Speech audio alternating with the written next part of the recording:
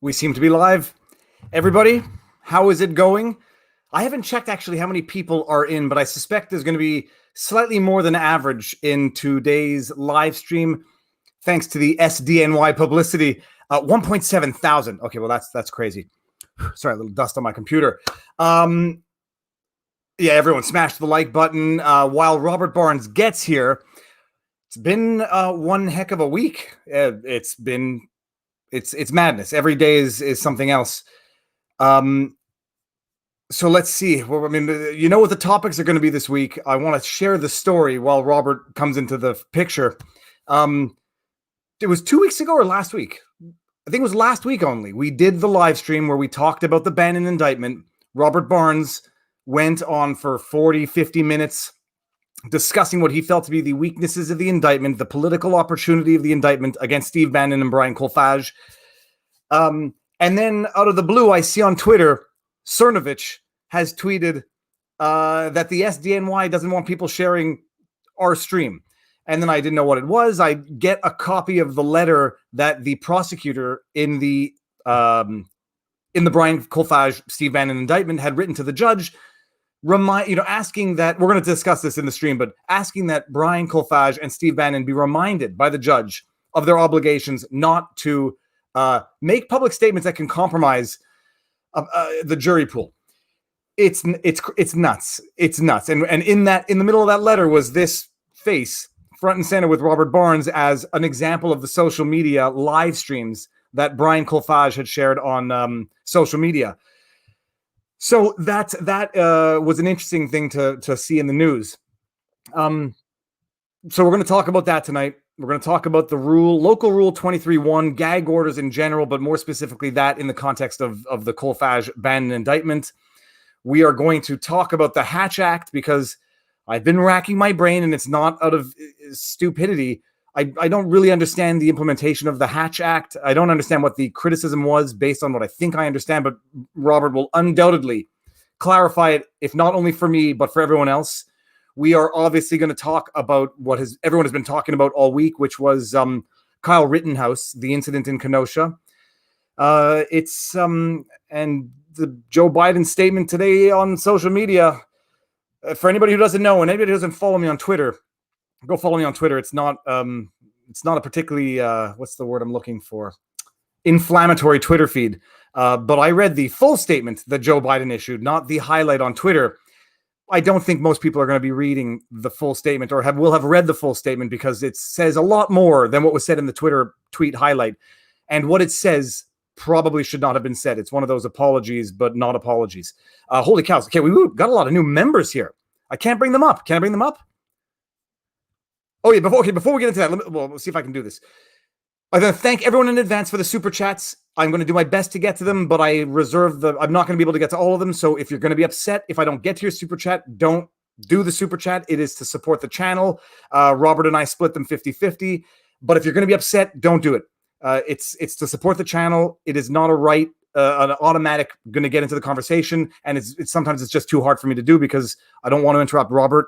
They come through and then they disappear and I can't find them to read them. So there's that.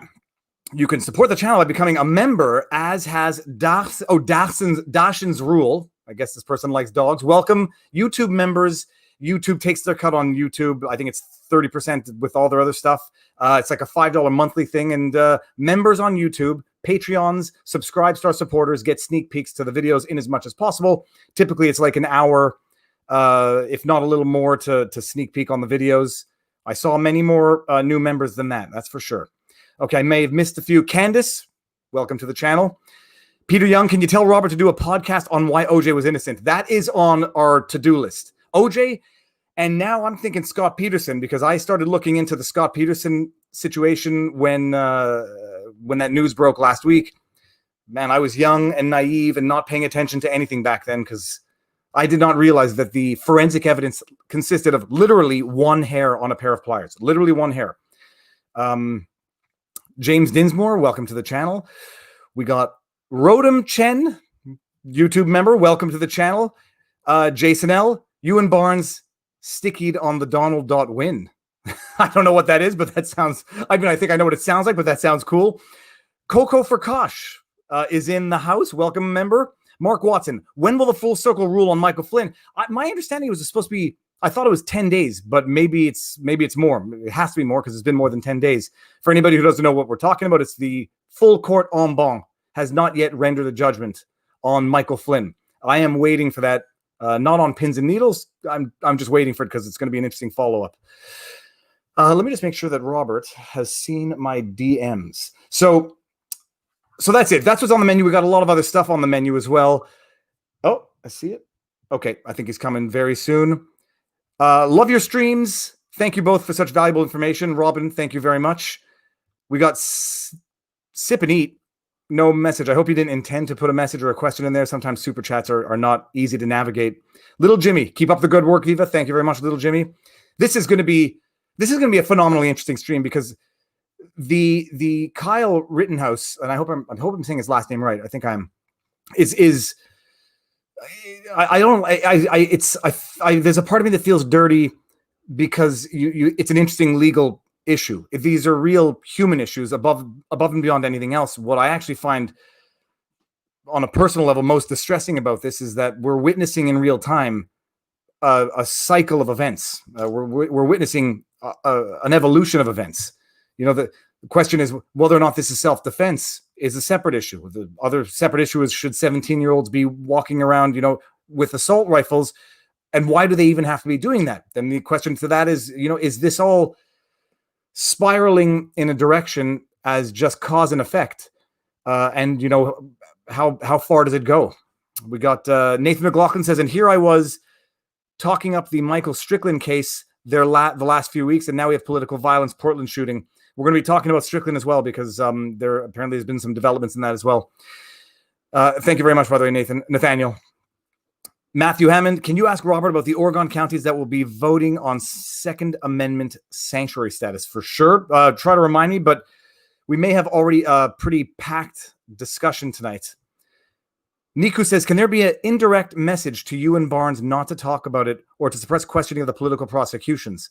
Can that be an indirect message to you and Barnes not to talk about it or to suppress questioning of the political prosecutions? No. I think it's it was sort of a tongue-in-cheek issue that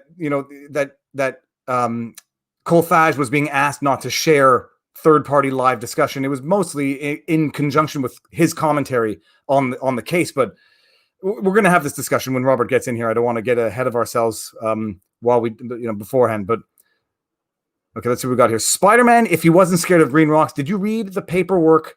Oh, the paperwork on charges for Kyle. If so, what's your point of view? You guys rock you guys rock. Thank you for translating the law for the layman. I haven't read the paperwork. I've been reading as much as I can read. I read his statement, or his lawyer's statement, which came out today. I've been watching My Hot Pockets Are Soggy from Leftist Tears, Eric D. referencing Jim Gaffigan's total break on Twitter, which is also another depressing symptom of the times. Sip and Eat, don't want to start a turf war, but would you and Barnes do a breakdown on some legal perspectives? I haven't been watching him as much lately as I have in the past. Also, just a question of the last week. I've been in court for 5 days, and we're going back tomorrow for more. So that's not necessarily on my high ranking to watch list. Okay, there's a lot of super chats coming here. I don't see Robert yet, so let's tackle these in the beginning. Viva, Lilaria, would love if you could do video series on how to find a lawyer. There are apparently more types of business lawyer than the left. Okay, it's a bit daunting for a new entrepreneur. I did a video on that a while back. I mean, it was back when, so look for it. I'm sure I did a video on that subject. Steve Brown, new member, welcome to the channel. Little Rock, I found GoFundMe removing his account for terms of service reasons. Very sad. I went and donated to the team representing him pro bono. The council culture has to stop. We're going to talk about this as well because I do understand they're crowdsourcing for legal fees defense. So let's see. I'm just going to tell Robert we're here. Smiley face. No, not that face. Here we go. That one. We're going to discuss the opportunity now that we've seen what happens in Colfage and Bannon, the opportunity and the risks of crowdsourcing for legal defense.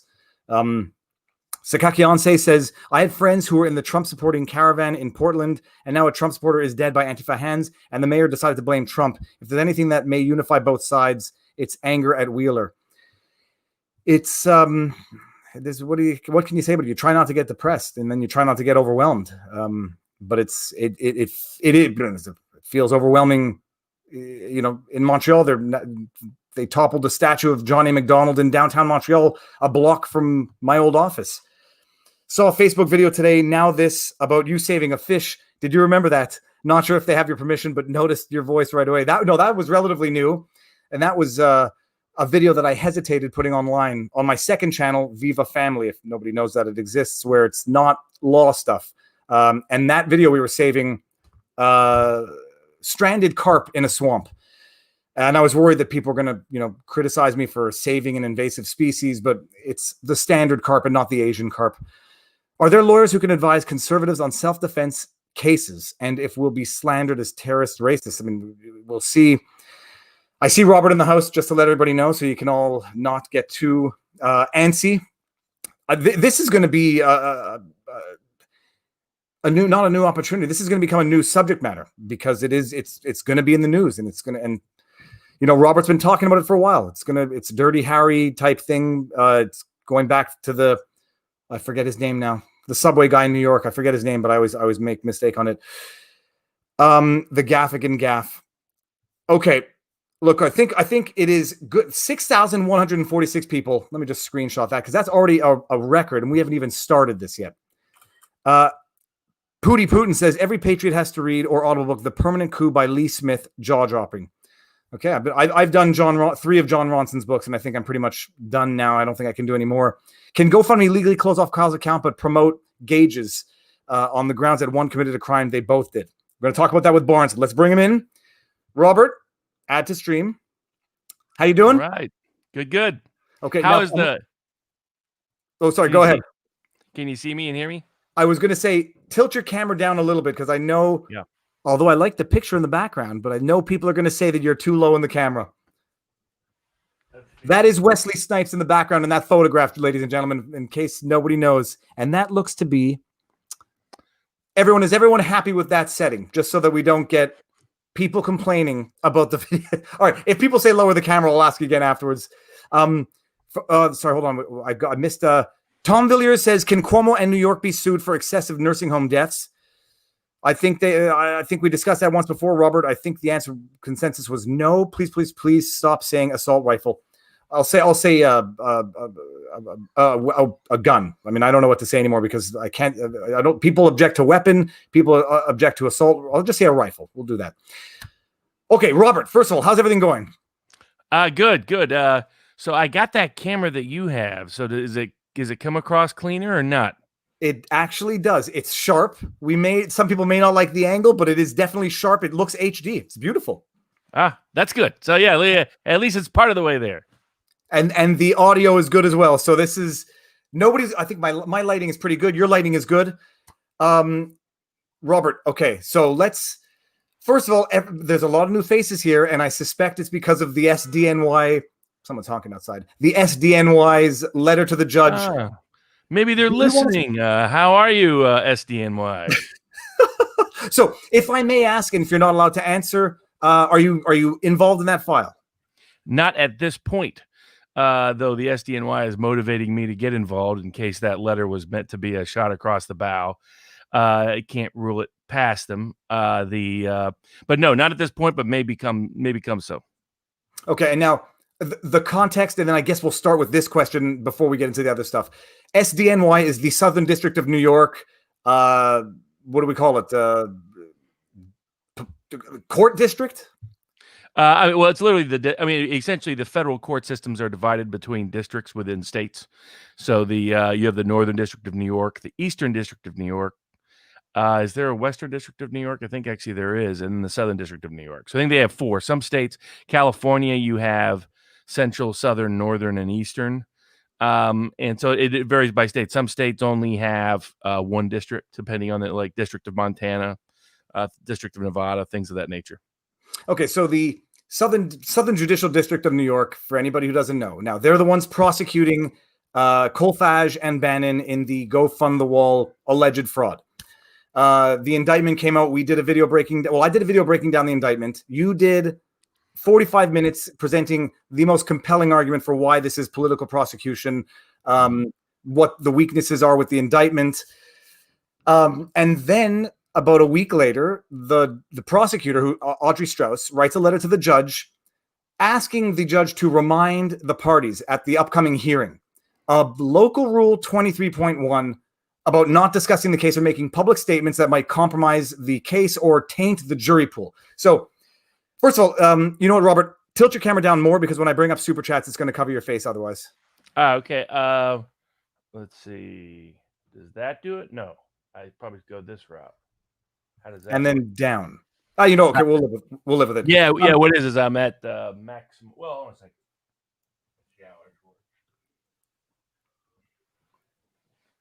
Is that better? That's good. We'll live with it. Yes, LV. Okay, Rule 23.1, I read through it. Basically, it's is that what is typically referred to as the gag order? That's the authority under different jurisdictions that they will issue gag orders? Yeah, kind of. I mean, in my view, it's preposterous to cite the local rule. It's the First Amendment and the Sixth Amendment that govern the matter. The case that they cite, Gentile v. State Bar of Nevada, makes that crystal clear. So citing the local rule is a joke, and in my view, it's sort of a mechanism or method by which they are avoiding the constitutional constraints on what they are attempting to do, which is to prevent a defendant from defending themselves in the court of public opinion and his counsel from defending him in the court of public opinion. And the facts of that they cite the Gentile case, but fail to even reference the First Amendment in their entire letter. That shows you the complete lack of respect the Southern District of New York has for everybody's constitutional rights. In my view, that they've proven that over many years to demonstrate that and exhibit that. And they fail to cite the facts of Gentile, which basically refute the claims they're making in that letter. They say Gentile stands for this proposition. No, it doesn't. It actually rebuts their claim. Gentile doesn't say, oh, we're deeply, deeply worried about defendants or defense lawyers defending themselves in public in such a way that will make a fair jury trial impossible. That it says really quite the contrary. To give people an idea of the background, the case cited by the New York prosecutors, but failed to go into detail or quote from, and there's a reason for that. The reason is that it would rebut the entire premise of their suggestion, which is what they're doing is misusing and abusing the power of their office, as they have throughout this case to date, in terms of assets that they've frozen that they shouldn't have, bringing the case in the Southern District of New York where it has no business being in the first place, these other constitutional infringements they've already perpetrated at an early stage of the case. I'm sure there have been more rights violated given the nature of these prosecutors and their behavior to date. But is that the Gentile v. State Bar of Nevada, that's where the case originated, a defense lawyer orchestrated a press conference, and the nature of that press conference was to attack the prosecution, attack the police, in a case that was months away from going to trial in Nevada. And what the defense lawyer came out and said is he basically accused the prosecutors of suborning perjury, accused the police officers of being corrupt, of committing perjury, of framing people, things of that nature, accusations that have not been thrown at the Southern District of New York. Far less has been said of the Southern District of New York. And what happened was after the proceedings, the State Bar of Nevada tried to punish that criminal defense lawyer, citing a rule a lot like Local Rule 23.1 in the Federal Court of New York, Southern District of New York. And the U.S. Supreme Court said that the attempts to punish that criminal defense lawyer were a patent violation of the constitutional rights of the defendant and the speech rights of the lawyer as well. And what they made the point of is that you have a complete right to defend yourself in the court of public opinion. A competent defense lawyer has an ethical and professional obligation to defend you in the court of public opinion. And that there needs to be, here's what you're not allowed to do. Leak sensitive information that is not going to be admitted at trial right on the eve of a criminal trial in such a way that it is literally impossible to find 12 jurors who don't know about it and can't see past it for the purposes of their criminal case. In the Enron, post-Enron environment, where the U.S. Supreme Court said it was okay to try Jeff Skilling in Houston, despite one of the most contaminated jury pools in American history, I frankly don't see how any court can make that factual finding that any lawyer's conduct could even do that. Because if you can find 12 honest jurors despite the massively contaminated jury pool of Houston, then I guarantee you can find 12 honest jurors in the Southern District of New York, even if these statements had been made by the defendant and were on the line of Gentile, not the far lesser statements made that they were whining about here. And there was no chance that Kolfage's defense, and I don't and won't be representing him, there's no evidence that his defense had any high likely impact of preventing 12 honest jurors from being impaneled a year or years from now in Manhattan. So even assume it shouldn't be in Manhattan anyway. And to give an example, it's amazing how the prosecutors sort of undermined or limited what they themselves had done to already contaminate the jury pool in New York. What the prosecutors did is release the indictment and push it out and propagate it to every media source in New York. So for them to say, oh, we just issued a little press release. You forgot to mention that you included the indictment with that press release. Folks didn't have to go look it up. It was disclosed, and the nature of that, and by citing the indictment, either referencing it or including it, whichever they may have done to different press outlets, the news coverage was saturated nationwide and in New York in such a way that all that Kolfage could do at this point is try to limit the damage already done by the Southern District of New York, because the allegations of the indictment are inflammatory by nature. And the prosecutors always say, well, but we always put at the bottom of the press release, someone is presumed innocent until convicted. Yeah, like that takes away the damage done. I mean, what a crock. They know that's a bunch of nonsense. So there's no scenario in which anything Kolfage did could, in fact, be considered sufficient or adequate to mitigate the damage already caused by the Southern District of New York in a way that could erase that. All he could do is try to limit some of the damage, even if his target audience was that, and there's no evidence that was his target audience. They're like, oh, he has 600,000 followers on Facebook, probably maybe a few hundred of whom are inside the Southern District of New York. There are hundreds of thousands of people in the Southern District of New York. There's probably 99% of the potential jury pool who does not follow or know anything about Brian Kolfage. And if they've heard anything, it will be what the prosecutors have alleged is the case in the indictment against him. So the constitutional limit on gag orders, and this is why they're not requesting a gag order.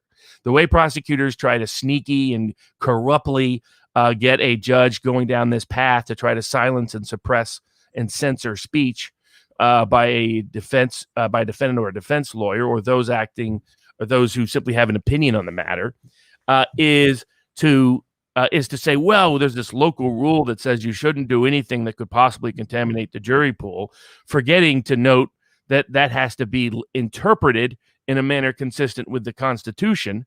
And they get the judge assigned this case, a very young judge, an Obama appointee. This is what they did in the Roger Stone case. Federal prosecutors did in that case, what they did in some of the predecessor cases. They said, well, we're worried about this rule and making sure it's complied with. No, what they're worried about is having their corruption publicly exposed.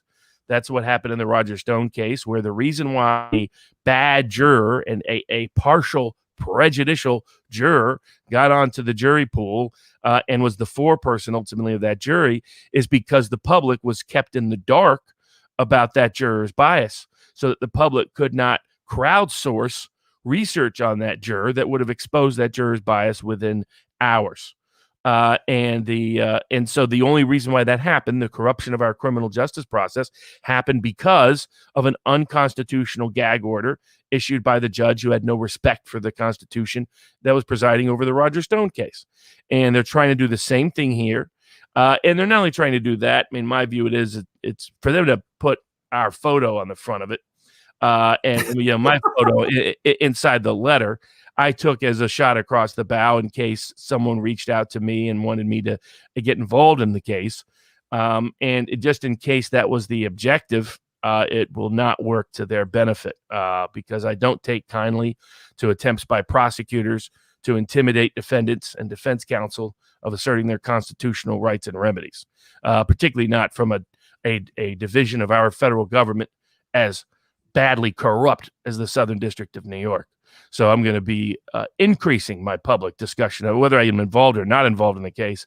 My commentary and criticism is going to go up, not decline, based on their attempts to muzzle the First and Fourth and Fifth and Sixth Amendment rights of criminal defendants by preventing their ability to defend themselves in the court of public opinion and expose potential misconduct and malfeasance in this particular prosecution, but one that is rampant in the Southern District of New York. So now I just want to understand the basics of the gag orders. Are gag orders different than these types of local rules, or are they based on it, or are they separate orders from the judge? So gag orders have to comply with the Constitution. So these local rules don't mean anything. And generally, the local rule simply codifies what the Constitution compels. And it's better to read the court case and the legal precedents to understand this than to read the rule, because the rule is very generic. So these rules tend to be vague. There have been challenges. I've probably fought this issue as much as anybody. I fought on behalf of a civil rights lawyer in Wisconsin, this exact issue about a few months ago. Where they were trying to silence him. Why? Because he was exposing corruption in the Milwaukee County jails, corruption in aspects of the Wisconsin criminal justice process at the state level.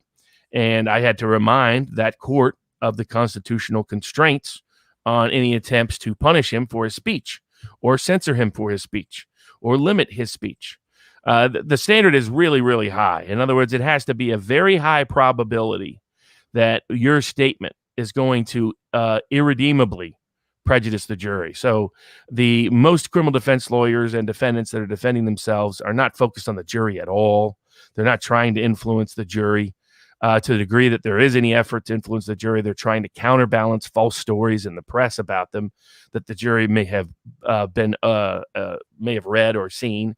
But in this case, clearly he's defending himself to his own audience. His reputation has been tarnished. It's been attacked. It's been dragged through the mud. His career might be crushed and ended because of what took place here. And just the indictment. Doesn't matter if he gets acquitted 2 years from now. Is anybody going to remember? Not likely. So he'll be forever. And every defendant accused will be forever tarnished by the nature of this indictment. The same is true of Rittenhouse, who there'll be people who believe he's a white supremacist, white nationalist, militia member who went up to kill people, even though the facts refute that entirely because of the media's accusations against him and because the also hopelessly dim-witted Kenosha prosecution decided to go forward in the case. So it is critical at times like these that high-profile political cases get the review and the attention of the public, because it's the only thing, in my experience, that truly has a history of successfully correcting and remedying and exposing corruption in our prosecutorial processes. And they have an Obama appointee, and so that may be motivating them in the same way the Roger Stone prosecutors, when you have some of these young judges who don't understand the full scope of it. I've been constantly shocked by running into judges who don't understand the limits on gag orders. They just think, oh, I can do this. And no, you can't. This is subject to the First Amendment, Fourth, Fifth, and Sixth Amendment, depending, which can be applicable in different contexts. You don't get to silence people. You don't get to gag people. You don't get to cover up corruption in the prosecutorial process. Just because our federal judiciary has done a lousy job policing corrupt prosecutors doesn't mean you get to hide that fact from the world. So there needs to be more criticism. There needs to be more observation, more public discussion. And there's plenty of ways to make sure you get an impartial jury.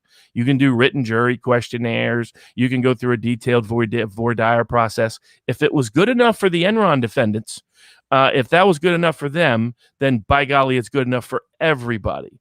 And that means that a searching voir dire can suffice. Now, sometimes maybe a venue transfer has to happen, things like that.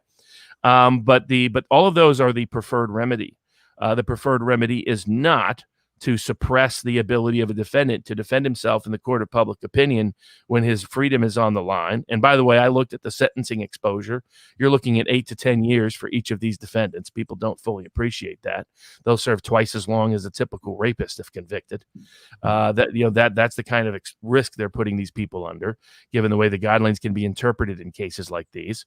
And I found it very disturbing that the Southern District of New York was taking this path. And I know for a lot of defendants, it would scare and terrify them into never asserting their rights. It would scare and intimidate a lot of defense counsel into not asserting their rights. And for it's not a surprise they're attacking me. But it's if they'd studied my history, that path is not going to work. So now, a lot of people were saying, I read the rules, that it only applies to the prosecution and not to the defense, which is not true. The way it's drafted speaks of the defendant's attorneys, and I'm fairly certain the wording of it also includes the defendant. But most people interpret it to say that the rules should be set up in order to ensure that the defendant gets a fair trial, so that it protects the defendant, but not against the defendant if the defendant wants to talk. Yeah, and they try to put some presumptions in there about things like that. Those are constitutionally questionable. They were challenged by the criminal defense bar in Chicago when they tried the same thing in Chicago, maybe about 20 years ago even. So this has been an ongoing fight. And the Supreme Court has never greenlit that rule being applied in such a way that would contramand the dictates of the Constitution. And the Gentile case is the best case for that. And it's the best example.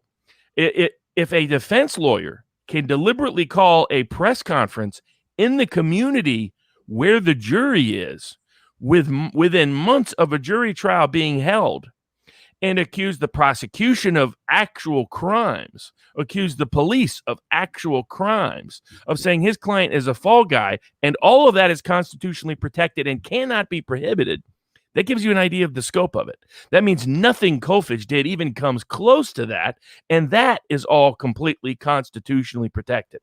So the Southern District of New York didn't talk about the facts of Gentile or the case and it shows how corrupt they are. If what they're doing is so honest, what they're doing is so honorable, you would welcome public scrutiny. You would welcome public discussion to vindicate the sincerity and the integrity of your operation. Instead, you're panicking about a YouTube show and a lawyer just pointing out potential issues, and you're screaming, don't let anybody share this on social media, Judge. Threaten the defendant and tell him what bad things might be coming if he does anything like this in the future. This shows they're corrupt. No reason for an innocent person to squeal like a pig unless they've been stuck with the facts of their corruption. So that's my view on it. And not only that, but apparently at the same time that they're writing this letter to the judge, who is it? Not the inspector general, the postal inspector? What's the name of the person who's doing the investigation? It's on behalf of the United States Postal Service. They have a criminal investigative division or a division that assists with criminal investigations when those concern mail fraud or wire fraud. So at the same time, they have the postal inspector, I think was the word now, referring to the defendants as fraudsters, saying this should serve as a warning to other fraudsters. So the same time, they're simultaneously trying to silence the defendants via this questionable provision of local rules that restrict what they can and cannot say. At the very same time, they are alluding to the fact that they are in fact convicted fraudsters that should serve as a warning to others. No doubt. They also leaked where they arrested Steve Bannon.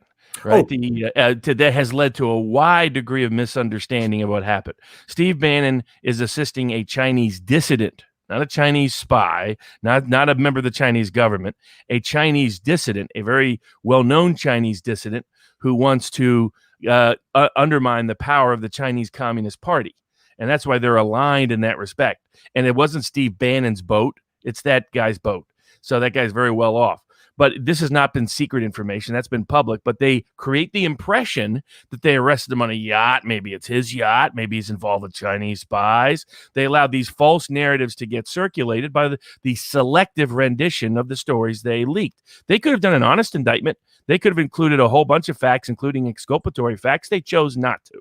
So that was their choice. That was their course of conduct. That was their action. And you're allowed to meet it and contest it in the court of public opinion. That's what the Constitution affords you, as well as meet it in the court of law in front of a jury and a judge. And so attempts to suppress it and censor, this is becoming more commonplace. There's more and more corrupt government actors I'm seeing in more and more cases. I mean, they came after me in the Alex Jones case when I represented Alex Jones for a period of time in one of the Sandy Hook cases. They came after me for my public statements in his defense, try to get me kicked out of the case because of my public statements in at his behest. So it's done in such a way to basically try to discourage and deter lawyers from taking on these kind of cases. That if you or publicly speaking out, if you do so, we're going to come for you personally. We're going to come for you professionally. I was subject to a wide-scale smear campaign by aspects of the press related to that case. Same thing happened after Covington. So in representing the Covington kids. So it's an unfortunate dynamic, but it's a disturbing one that attempts to weaponize whatever access they have to the legal system or to the press to do personal damage to those who defend individuals that they don't like for political and ideological reasons. Okay, and very interesting. Just to let everyone know, I'm taking screenshots or pictures of the super chats, and I'm going to get them, but they're blocking Robert, and I don't want to block him while he's talking. For people who don't know, Bannon, I was supposed to ask you this last week, was arrested on a yacht. So did they intercept the yacht? Did they get out on the water? Was the yacht docked? Like, how did it go down? The boat is anchored. So, I mean, he was going back and forth and just happened to meet his client. The fact that they chose that day, the day that he happened to be out there, rather than just, they could have just issued a summons and he showed up. I mean, there was no need for a dramatic physical arrest. That was purely done for PR purposes, in my view. Okay. And so they arrest him on a yacht. I heard this. I didn't know this at the time. It's not his yacht. So it's his client's yacht. Nobody really knows that. They go again with the sort of Roger Stone type arrest where they don't necessarily need to, given the charges, and create an impression with the public. That's exactly right. And so and they often do that. They often, this was meant to be shock and awe. Also, the timing of it, they do it 1 week before the Republican convention. Nobody's going to convince me that that's all sincere motives.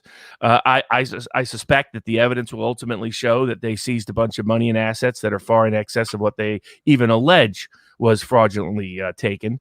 I do think they are not going to use, like, they were real sensitive clearly to the statements that I raised about whether they were going to misuse their access to information about the so-called victims who are themselves saying that they're not victims, the donors to build a wall. And the fact that they are so easily provoked that they're demanding everybody not talk about this now and take a side shot at me from afar makes me think there's more there.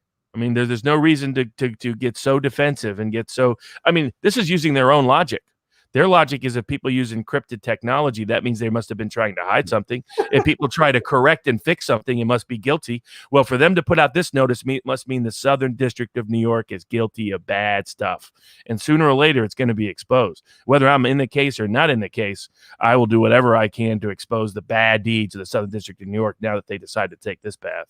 And it's an interesting thing. People have to appreciate this. Once you appreciate the concept of projection, you know how to read what other people are doing when they do something, and you know that you can deduce certain suspicions. And it's an amazing insight, Robert. Now, and in fairness, the letter only asks the judge to remind the parties. So totally on top of it all, they're not seeking anything yet, but they reserve the right to do so. If they had tried to, they knew that would focus the judge on the constitutional standards and it would get struck down right away. And so that's why they want to get a mindset going. Let's see how much intimidation we can get away with without ever anyone paying attention to the constitutional constraints on the court's conduct. You have a right to defend yourself in the court of public opinion. I mean, they tried to do this to Trump at different times, not the Southern District of New York, but other people in the political process and in the so-called legal process would attack Trump if he ever questioned anybody or pushed back on anything. They would call it obstruction of justice and this other ludicrous nonsense. It's like, no, that's your First Amendment right. That's your Fifth and Sixth Amendment right to defend yourself. Just because the government accuses you of something doesn't mean you lose your First Amendment. Doesn't mean you, in fact, now more than ever, you have a right to exercise that First Amendment to defend yourself in the court of public opinion. You have to. Otherwise, the effect of the indictment will be to secure your conviction in the court of public opinion in ways that will destroy you personally, professionally, and otherwise, even if no court of jury or no court of law concludes that you did anything wrong. Fantastic. Okay, I think we've covered the ban in the cold fashion. There's no real news to report yet, as other than that letter, and we'll see what involvement, if any, you end up having. And it's an amazing thing because someone accused me of having been too easily swayed by your analysis of the indictment. And I said, I'm not swayed by your analysis. I think there's more things at play here, but it definitely is eye-opening. Both what's in the indictment, what's not in the indictment, and what they've done subsequent to what you said last week. It certainly gives a little more credence to everything you said last week as to how they responded, rather out of the blue. And I mean, I've seen Colfage's his Facebook or Instagram, his social media posts. They're not crazy. There's no threats. There's nothing. He's complaining. He's angry, and it's outlandish to me that anyone could even think of saying you cannot. When you get accused, you get indicted, and you're forbidden from speaking of it publicly while it's pending. Well, that just makes you a punching bag for the next 2 years. Exactly what they're doing. The Man in the Iron Mask is a character for a book. It is not a reality the Southern District of New York gets to impose on those they accuse. And so, but hey, you're famous. You're now in the Southern District of New York. You're part of the official court file forever. Will be the smiling face of Viva Frei.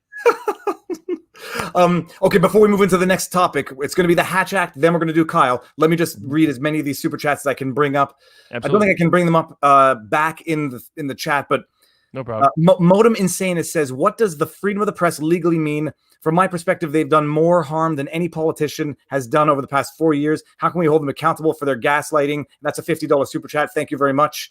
Good, bad, and otherwise, we have a free press, and they're allowed to have whatever opinion they want. If they make a false statement of fact about someone, then you can bring a libel or defamation claim against you. The only person who's not permitted to have an opinion is Alex Jones. He apparently, according to the Texas Court of Appeals in Austin, can be sued for defamation for things that are constitutionally protected for everyone else in America. But aside from that case, we rightly protect opinions, and we take as a sacrifice the fact that people might have bad opinions or opinions we disagree with as the price to be paid to maintain a complete free press. There's no question that the institutional press is misusing and abusing its disproportionate power. The problem isn't the press giving an opinion that's untrue. The problem is the press has disproportionate power to spread that opinion compared to everyone else. And that disparity of power when they misuse and abuse it to actually defame someone is a big reason why I took the case for the Covington kids, not Nicholas Sandman, but other kids who wanted to stay anonymous, 8 of them. There was about a dozen potentially involved, but 8 who've decided to file suit because I wanted to try to balance out the playing field to equalize the equation. The old TV show The Equalizer, which I was very popular of before it became a very good movie series with Denzel Washington, was a great TV series. I grew up on it as a kid, sort of my icon, if you will. If I were to define my legal practice, it's what I live up to try to do. Very and cool. So that's a short answer. All right, we got Shabs R says, "Have learned so much from you both, Robert. Have learned so much from you and Robert. Thank you both." I can't bring it up, and it's a $49 super chat. Thank you very much. We got Little Rock, which I can bring up because it's still on my screen. Sorry, it's covering you, Robert. I remember from law school. Inciting violence is not covered under free speech. Can the MSM be charged for inciting violence with rhetoric about the MAGA hat now being the white S word symbol and reporting on riots and looting out of my wheelhouse? The inciting violence has to be imminent and has to be specific. So give you an example, the Brandenburg case, Klan, threatened violence against African Americans in the neighborhood. U.S. Supreme Court said that is constitutionally protected because it wasn't imminent violence, imminent incitement of imminent violence against a specified person. Effectively. So it needs to have an imminent standard. The same as it's called the true threat jurisprudence. And that's good. Again, unless you're Alex Jones and all of a sudden all the rules go out the door and all of a sudden you can be held liable for everything. If there's no question that if the media was held to Alex Jones's standard, the entire media would be out of business and could be sued into oblivion tomorrow. But I don't expect the courts to apply that to them, and I don't think they should. I think that's an incorrect legal standard they're trying to impose on Alex Jones. Constitutionally, we want to protect that. We want to make sure it's true imminent incitement and an actual true threat. I plan to cause harm to that person. Otherwise, they start to broaden language in such a way that constitutionally protected opinions become criminally punished, and we don't want that to occur. So I always take the side of free speech if there's anything close to it, and that's where I think generally the press is protected in that respect. If they specifically lie about an individual, then that can be actionable. But otherwise, the way to deal with the press is to counter it with truth in as many forums as you possibly can, and try to discredit the institution of the press. The best way to answer the darkness of lies is the light of truth, and that's still true. And then that's the best way to answer it, not with the state getting involved in suppressing it, censoring it, or punishing it. All right, and we got a $20 super chat from 0110000, and it goes on. Second Amendment question: would it be possible to make a new law barring Congress from infringing on the Second Amendment and or removing or barring Congress members from office if they support or propose new legislation? No on both of those. I mean, the Constitution already prohibits any law passed that restricts the Second Amendment. So the Constitution is what provides that protection. In addition, the Constitution provides complete protection for what you propose as legislation, with a little bit of an exception if they can prove that you were bribed to produce the legislation. But generally speaking, you have a immunity related to the speech and debate clause that protects what you do in your legislative duties. Now, that should be limited to what you're doing in your legislative duties, not a broad scale right to say whatever you want. I saw people talking about people they thought should be sued that are members of Congress related to comments concerning Rittenhouse. Well, that's why I took the case against Elizabeth Warren and Congresswoman Haaland, is right now they're immune. I don't think the law actually supports that position, and at a minimum it should be changed if otherwise, and that's why we're pursuing those cases. So there are limits to it, but generally speaking they should be protected, because that's the greater risk is that the state is able to curtail free legislative action and free speech and free expression than is the risk that it be used in a particular manner harmful to your political cause. So okay, very interesting. I'm going to do one more super chat, then we're going to get into the other subject.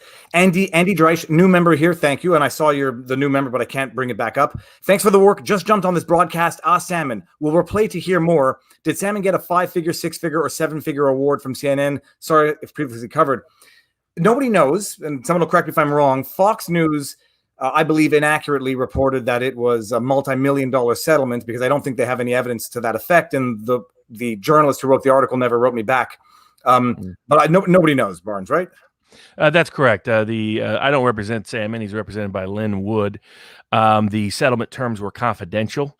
It's my understanding that the two settlements reached to date by both CNN and Washington Post, there are other lawsuits still pending against other entities, that those were defended by insurance companies, that all of those are insured entities. So it would have been an insurance company that controls settlement. And a lot of people don't really recognize this because they're rarely involved in civil litigation. But if you're insured, your insurance company actually controls your case. Your insurance company decides your lawyer. There's ways to get around that, but generally speaking, your insurance company decides your lawyer, and your insurance company usually decides settlement, frankly.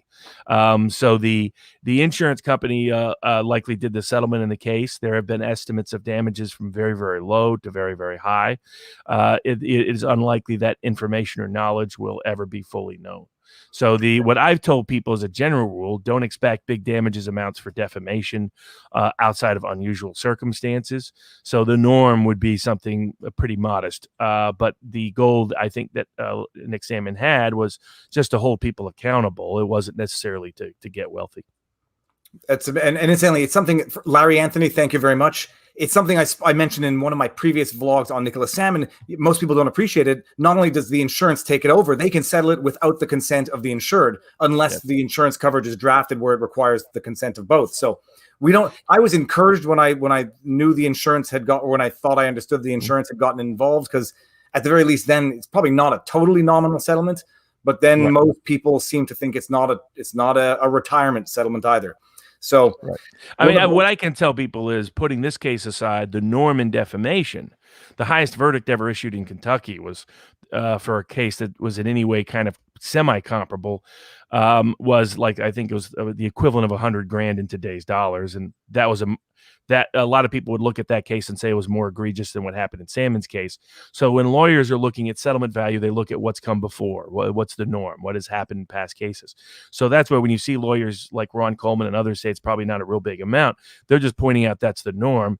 And my argument to people was, don't bank on it being a big amount, because the goal here is just to get people held accountable, held responsible, so that big institution, my focus was not on the big institutions. My focus was on individuals being held individually accountable, because I thought that would be the most effective means of change.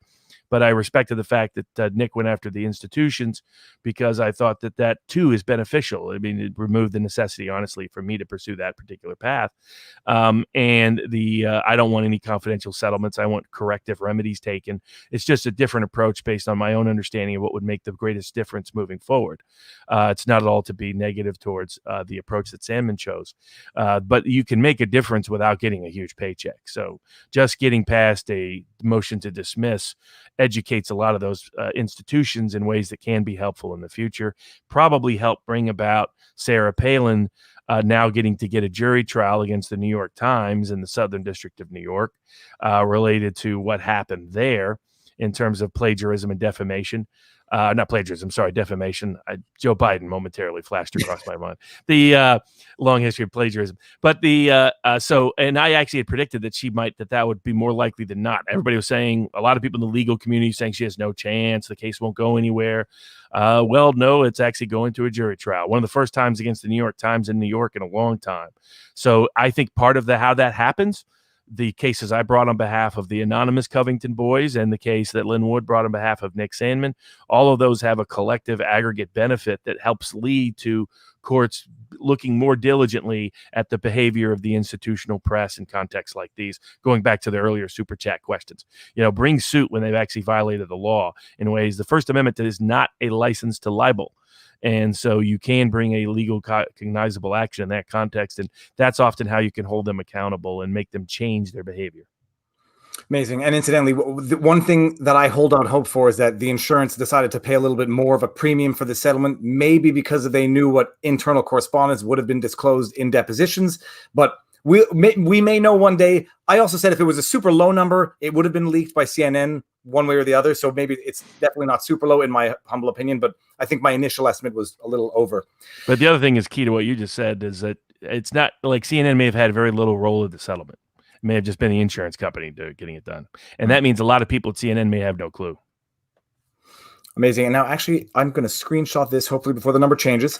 Robert, we just hit 12,000 people watching live.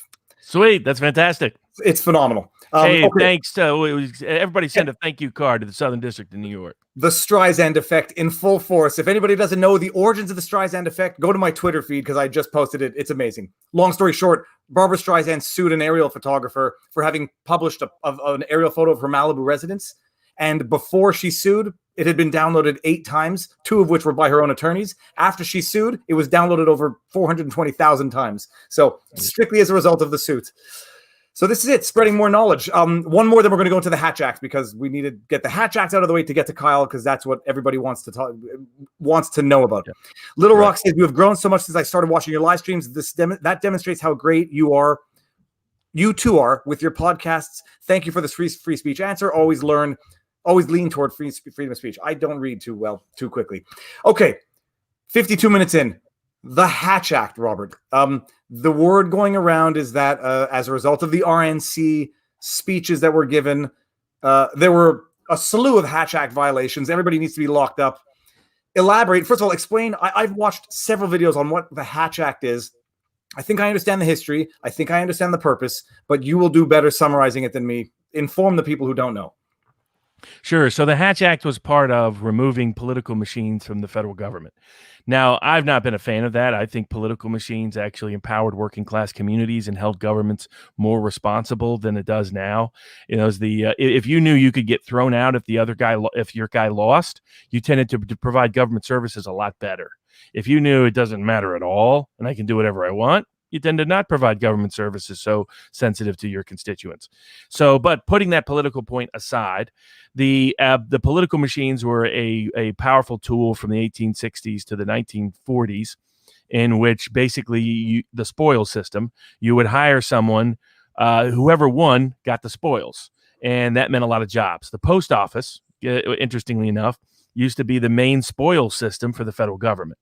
So if your side won, you got appointed a postal carrier. So so if the Democrats won, it was all Democratic postal carriers, and all Republicans won, all Republicans, and so forth.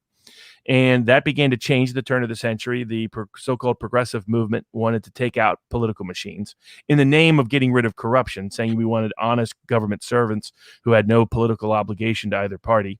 The net effect of it was actually to make them less responsive to the public than more. But putting that aside, part of that was in the 1920s and 30s, you could have people using the power of a federal government employment to have them use that federal government employment to propagate political causes. So imagine if you could call up the local postal carriers in, say, Chicago and say, hey, I want you to go organize the vote in the South Side today. Make sure we get all the Democrats out. Make sure you know who they are, knock on their door, bring them there. In order to preclude that from happening, the Hatch Act was passed, which meant it was, again, just to remove the power of a political machine from federal employment. It was not to ban people's political activities simply because they happen to have government employment. So that's always been the line. The Supreme Court has sort of gone back and forth on where to push that line. I personally agree with Justice Douglas and others that the Hatch Act actually goes too far at limiting people's First Amendment freedoms. But putting that aside, the net effect of it is once you understand its policy purpose, you understand why it wouldn't apply to a bunch of political appointees except in rare circumstance. So to White House employees and people like that. This was meant to preclude using the power of government to create a political machine through the tool of federal employment. It was not meant to silence and suppress everybody's political speech merely because they have to be getting a government paycheck. The latter is how it has been selectively interpreted and constructed. So that's the broad understanding of Hatch Act. Does it really go to the purpose and principle of it? Is it really somebody using federal employment to obtain a political machine? If not, then it's really probably not applicable. It might be technically applicable, but outside what the purpose and principle of the law is in its first intention. And the remedies for it are kind of limited. Usually you just get a sort of slap on the wrist. And sometimes you can be removed from your employment, but it's not a crime in most instances. And the Hatch Act has been an misused and abused provision. In my view, but even applying it under its broadest terms and ignoring its historical purpose and premise, there are plenty of reasons why the Hatch Act would not apply to the South Lawn presentation. The Hatch Act, of course, does not apply to the president himself. That's right out of the gate. Yeah, two things. So a lot of people are excluded, which I think most people don't appreciate. I think president, vice president, secretary of state. Yeah. And yes. And in fact, really, again, go back to the idea of, are you using federal employment to advance your political purposes, or are these historically political appointees? If they're historically political appointees, that isn't who they were trying to deal with in the Hatch Act. And sometimes they get sucked up into the broad language of the Hatch Act, but that isn't what the original purpose of that was. So political appointees, like pretty much everybody, frankly, works at the White House. Like, here would be the thing. You can't make the janitor from the White House go up and say, go Trump. Right. That would be kind of misuse of federal employment power to leverage somebody who's not a political appointee to advance your political cause. You can't have the Secret Service go out and organize the vote, right? Show up in their SUV and saying, you're going to vote today, pal. That's what they're aiming at. They're not aiming at the political appointees getting together and talking about why they were appointed in the first place and asking for re-election. There's also an issue that the southern lawn of the White House, there's a strong argument that it is part of his personal residence, and as such is not a federal building for Hatch Act purposes anyway. Okay, so actually, let's stop it there. And actually, one stop before we get there. Telling the janitor go support the president or you're fired would be a Hatch Act violation. Yes, I would imagine the a postal service slipping in vote for X because that's who they want personally would be a Hatch Act violation because they're abusing of their position to promote a political end. Yes. Fundraising while saying I work for the government, fundraise for this particular candidate would be a violation. Sorry, something I don't even know what fell down. So those are the types. Now it also is dependent on where you are. It has to be during your employment within a federal building, from what I understand. And again, the best way to understand is what all these rules are intended to get at is someone leveraging the power of federal employment for politicized purposes to create the equivalent of a political machine. So if they leveraging federal employment, or do they just happen to be a federal employee who's doing something? And that's the key kind of distinction in my view. Sometimes the courts are consistent about interpreting that way, sometimes not. But that's the broader purpose. So are you using federal employment to do something you could not otherwise do? Right. So if the postal person knocks on your door and says, you better vote Democrat while in their postal uniform, then they couldn't do that but for the fact that they have the postal position. If they're doing something in their spare time that doesn't leverage their postal position that they could do regardless of their postal position, then they're not really leveraging federal employment for politicized purposes. And that's the way to think of it. And that's why, generally speaking, it doesn't apply to a lot of White House activities. And I think even now, I think it was misapplied to Kellyanne Conway. It's not meant for that. The Hatch Act is not meant to be this technical loophole that prevents people from exercising free speech rights and effective political advocacy because they happen to get a government paycheck. It's meant for not leveraging federal paychecks and federal employment to obtain an unfair political advantage or edge. Most of what the media was complaining about was, golly gee, Trump is an incumbent. An incumbent gets to do things like fly in Air Force One and walk around the White House. But next time, don't ban him from having his convention in North Carolina, dear Democratic governor. If you don't want him using that's where he got the inspired idea. It was like, okay, I can't go down there. And he's like, yeah, I'm in the White House, aren't I? Don't give Trump good ideas if you don't want him to use those good ideas. So I had a tweet exchange with someone where they said, okay, it's because they gave the explanation. They're federal employees giving speeches at an RNC, clear Hatch Act violation. Setting aside whether or not they're in a federal building, what I asked, and I don't know if it's a stupid question for another reason, but Nancy Pelosi at the podium the other day saying why Joe Biden shouldn't debate with President Trump.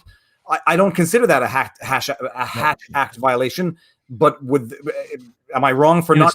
No, it's not, because again, it's all about weaponizing federal employment, particularly for non-political appointees. Frankly, I mean that's who they're targeting. They what they don't want people to do is to basically hire people to advance their political cause using federal employment power to do so. They wanted to make sure the spoils system would no longer existed. And once you understand that, you understand how any other application of it, like they're talking about, is a misapplication of it. And there's technical readings and interpretations that can kind of go there, but that's inconsistent with the purpose and premise. And at some point, it starts to violate people's First Amendment rights. I mean, Justice Douglas didn't like the statute, period. He said the statute could easily be interpreted in a way that violated First Amendment rights, so the whole thing should be struck down. I think he was right. And again, I'm an absolutist and a purist when it comes to the First Amendment, so I always lean that way. But even allowing some degree of, I understand not allowing your political opponent to have the access to the federal treasury as a campaign donation. That's the goal. Not everything you ever do inside the federal, as part of your job or using federal resources at any level can now magically be apolitical. And that's not realistic in the first place anyway. It's to make sure your postal carrier is not being political. It's not worried about the president or Congress members being political. And people have been prosecuted under the Hatch Act in the past? No, I mean, what happens is it goes to the Ethics Council and they write real aggressive letters. They say bad. That's about all. It's kind of a joke of a law. It's mostly meant there if somebody if it was a true abuse. If a letter carrier, say, for example, decided I'm not going to deliver absentee ballots to Republicans or Democrats this year, right? That would end up getting prosecuted. But these kind of things, it's just the remedies are limited for good cause because they don't want this to get excessive. They want to preclude leveraging federal machinery for politicized purposes without infringing on First Amendment expectations or protection. Okay, amazing. Actually sounds somewhat like our Conflict of Interest Act, which has it has provisions that have no sanctions. And so when your prime minister is in his third violation of ethics, there's not even a slap on the wrist. I think people are just fatigued of the inquiries at this point. Yes. Okay, good time. We're going to move on to the Kyle Rittenhouse now, and I'm going to try to bring up some. I can't bring these super chats up, but I'm going to. I missed one from Larry Anthony. No, Larry Anthony I brought up. Thank you very much. Good to see you again, Larry. Scuba Steve says, you guys are like the Siskel and Ebert of law. I like it. Keep up the great work. I haven't thought about it, but I can see it now. Yeah. I mean, I was a big fan of both those guys. I used to watch them all the time. Okay, here we go. I don't know if I'm going to lose a bunch of super chats after this, but this is going to get into the next one. Daniel says, if the police are commanded to stand down to rioters, if citizens are not allowed to defend private property from destruction, how can civilization stand up to the barbarity which seeks to destroy it? We need more Kyles, not less. So we're bringing it in now. This is the big topic. Kyle Rittenhouse killed 2 people, injured another one in what at first was depicted as, we saw what it was depicted as. It was white nationalists crossing state lines armed with an AR-15. And some people refer to it as hunting in the streets. And sure enough, as stuff comes out, you get more video angle, you get more information. It turns out that Kyle apparently did not cross state lines, but we're going to get to this in my questions for you. Turns out he is 17 years old, was not a volunteer. He was a lifeguard that day, volunteering to clean up spray paint, shows up armed to protect a business that had been looted. There's a chase. There's an incident, shots fired. He's being chased down the street, pushed to the ground, hit with a skateboard. Shoots 2 people after hearing shots. Apparently, one of the people he shot in the arm had pulled a concealed weapon and was going to kill him by his Facebook post.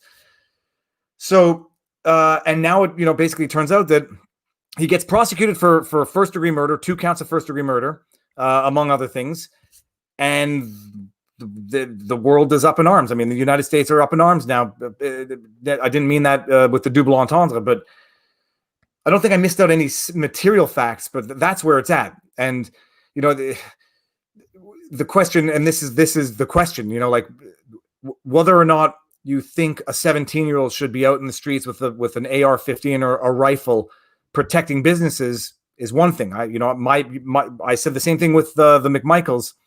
When civilians start patrolling the streets, this type of stuff happens. The question is, why are they out patrolling the streets in the first place? And the question is, what do you think happens when you have a defund the police movement and then you have protests where the police stand down by and large and let the mayhem occur? What do you think happens then? So it's all not even a thought game anymore or thought experiment. It's, what do you think is going to happen if you put this into place? And it's straight out of V for Vendetta. It's just one escalating incident after another to the point where it gets to mayhem. Okay, if I missed any facts, someone correct me, but Robert, first question first. What difference would it have made if he crossed state lines? None, really. Okay. Good. Second question. Is it legal for a 17-year-old to be in possession of a firearm in the public? I mean, I don't even know how to phrase the question. Is he allowed to own this weapon? Well, 2 different things there. The Wisconsin law doesn't so much prohibit ownership. The Wisconsin law at issue prohibits having it in public in certain ways. So it's having a dangerous weapon out in public is sort of the goal of the statute. It can be interpreted in multiple ways. There are 2 exceptions, and there's a Second Amendment issue. So the exceptions are that if you're under the age of 18, that generally speaking, you cannot have what the Wisconsin statutes. And people who don't know, I went to law school in Wisconsin, so I'm licensed in Wisconsin. I know a lot about Wisconsin. I practiced there for many years. I still have a practice active there now. And so the law is designed so that Wisconsin's a very pro Second Amendment state in terms of its populace. That's why its self-defense defense is very robust. But for gun possession purposes, if you're under the age of 18, you're not allowed to have a dangerous weapon with certain exceptions. One of those is if it's under certain supervision of target practice, under supervision when you're hunting. But if it's a rifle, then if you're 16 or 17, you are allowed to have it in certain cases. And effectively, it's whether it's federally lawful for you to have it. So apparently, according to the information that's available to us currently, the weapon was somebody else's. It wasn't his. So he didn't own it. He simply physically possessed it that night. And based on the analysis that Will Chamberlain gave, and he's a lawyer and the publisher of the publication Human Events, he believes based on the Wisconsin law is the same as my conclusion, which is that it was legal for him to have it. Unless there's some fact we don't know. So and also, in my view, is to the extent that the law could be interpreted in such a way as to preclude him from having it, then I believe that the law would violate the Second Amendment of the United States Constitution, particularly in these contexts. Because for all the criticism of him for being young and being out on the streets in a difficult situation, our Constitution was written for kids like him to be out defending people when they're under attack. That's what the militia is all about. And back then it was for 12 and 13, 14-year-olds. Very young people fought in the Revolutionary War, including some of my forefathers. When I explained my theories of political and legal strategy, I said, it goes back to my great-granddaddy, Colonel Prescott, who said, don't shoot until you see the whites of their eyes. He's a direct lineal descendant. And so in the context in which he's acting, and I personally, like, my son, other people that are involved in political activities connected to this, I've told them to stay away from all of these events, that there's too much risk. So that's the paternal advice. But I can't be critical of this kid when that, in fact, historically by our Constitution, they were anticipating kids like him coming to the defense of the community from rioters or looters or any threat. And so in that context, that's the historical context of the Second Amendment. That's the reason why there's a combination of a militia clause and a self-defense clause, effectively, as the Supreme Court has interpreted it. And so, in my view, you're 17 years old. You can be given a gun and go out and kill people overseas in the U.S. Army, but you can't defend your own neighborhood or community or your friends or your family in that community. I don't think so. So to me, if the Wisconsin law was written the way some of the critics believed it was, then I believe it would be a violation of the Second Amendment. So he does face a misdemeanor charge for illegally brandishing, if you will, a dangerous weapon that evening, but I don't believe the law applies to him and the set of facts present here. And doesn't surprise me, the prosecutor in Kenosha is a political prosecutor, you couldn't find somebody dimmer if you had an unlit light bulb. So I mean, there's not a lot going on up there. He brought a bogus prosecution, in my view, against a woman who defended herself against her sex trafficker. So he brings a lot of cases that don't make a lot of sense to me. And this indictment was rushed, and that part of the indictment, I believe, also was just used as an excuse to stick something on there they thought they could get him with. But I believe, unless facts are different than what we know currently, he is not guilty of that crime. Okay, and actually someone had asked if there was an indictment or just a criminal complaint, but I can't find it anymore. Sorry. Criminal complaint. It did not go through the grand jury process.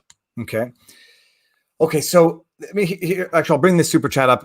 It's right in front of my face. Whether guilty of having a weapon, he can still use self-defense. This is the question I was about to ask. A felon with a gun at home who uses that gun in self-defense can be guilty of possession of the weapon by certain persons, but innocent by self-defense, had that case and 1 time served. So, okay, that's a very interesting point. So it could be unlawful possession of a firearm, but if he uses it in self-defense, then it would still nonetheless be. It has zero bearing on the other charges. Because it's interesting. So, the question is, unlike a felony murder charge, which that wouldn't apply under these. First of all, that crime, even if he was mistaken about his ability to have that gun, then there would be an intent issue still present, even in that context. It's a misdemeanor. It's not a felony. So they couldn't bring, and they did not bring, a felony murder charge. So they are stuck with the intentional homicide, attempted intentional homicide, and reckless endangerment. 5 different felonies they brought against him. 2 intentional homicide, 1 attempted intentional, maybe 2 actually attempted intentional homicide, and then at least 1 or the other 2 are either 1 reckless endangerment, 1 attempt, or 2 reckless endangerment charges. All of those, Wisconsin has a very, very, very robust self-defense law that only got broader after the Zimmerman case and legislative changes that happened in Wisconsin in 2014. So not only does the Castle Doctrine apply, it is broader than that. Now, of course, for people, the Castle Doctrine stems from our Revolutionary era, where where the British were coming to go into a guy's house, and he said, "This is my house, this is my castle over my dead body." I think they did end up killing the guy, but that's where thank God, the Brits. But that's what led in part to the idea of the Castle Doctrine built into American legal arcana, if you will. But it only applies if you're in front of your own home or things of this nature. The Castle Doctrine wouldn't be particularly applicable here. Just the regular self-defense would be. Okay, because people were saying Castle Doctrine is defending your home and property. The question then is, could he be argued to be defending his property in the context? So Castle Doctrine, he doesn't need it. He doesn't need it because Wisconsin has the same self-defense law, whether it's at your house or someone else. The Castle Doctrines, the things that benefit you in the Castle Doctrine, which is the right, you don't have to retreat, you don't have to use the least possible force, just reasonable force, so on and so forth. That applies to self-defense across the board in Wisconsin. Wisconsin has one of the broadest. Like I know Nate and some other people were making, so there's been some commentary about whether or not the sort of a provocation, or whether this was like Ahmaud Arbery and arrest, etc. They don't understand just how broad self-defense law is in Wisconsin. Well, okay, so that was the question where I was going with, assuming he did not have the right to own or possess the firearm. So if it's a felony or misdemeanor firearm charge, whatever, if you're in unlawful possession of a firearm, and somebody else, now we get into this chicken and the egg sort of thing. Somebody else says that guy's got a gun and it's illegal. I feel threatened, and therefore I'm acting in self-defense by pulling a gun on him. Now he's acting in self-defense to defend against the guy pulling the gun on him. Where does that chicken and the egg sort of stop or start? Because that's what's extraordinary. The scope of self-defense is very expansive in Wisconsin. So in Wisconsin, you can even provoke the entire incident and have self-defense available to you in most contexts. So the self-defense is you have to prove. And here's the first part. There was a misunderstanding out there. Some people thought self-defense is an affirmative defense, so that meant he had to prove it. That's not true. In Wisconsin, they have to prove the lack of self-defense by beyond a reasonable doubt, or he walks. So they have to prove that, first of all, and not only that, the standard is a hybrid of subjective and objective. So it's whether or not a reasonable person, as judged by his life experience and someone in his shoes. So not whether you or I would ever be there, not whether you or I would try to take these actions. It's whether or not, if we were him, would we have seen one, a real risk of serious bodily harm, and number two, would the amount of force we used be reasonable in light of the risk we perceive it? So it's a reasonable person standard. That's the objective part, but as seen through the eyes of Rittenhouse, and that's the subjective part. So the government has to prove beyond a reasonable doubt that every time he fired his weapon, he did not have a reasonable belief either that use of force was a reasonable use of force given what he faced, or that he did not face great bodily harm. If you face great bodily harm, you can use anything in your self-defense as long as it's reasonable, and there's no duty to retreat. There's no duty to use the least possible force. None of that, not in Wisconsin. And so now there is a provocation exception, but that provocation exception is also even limited in Wisconsin. So to give you a contrast, in the Ahmaud Arbery case in Georgia has a broader provocation exception. So years ago in the 1920s, people were out on a posse searching for somebody. The posse broke up. They later saw the person they thought was the target of the posse, and before they could even pull their gun, that person shot them. They said that because they created the whole circumstance in which that person felt threatened for an illegal arrest, as it turned out, that they should have known was an illegal arrest, that he had self-defense and they did not, for shooting back, because they ended up shooting back. Uh-huh. And that's not the case in Wisconsin. In Wisconsin, you can even create the whole. What has to happen is provocation is only an exception to self-defense. If Rittenhouse went up there with the intention of causing great bodily harm, or inducing someone else to try to cause him great bodily harm so that he could cause them great bodily harm.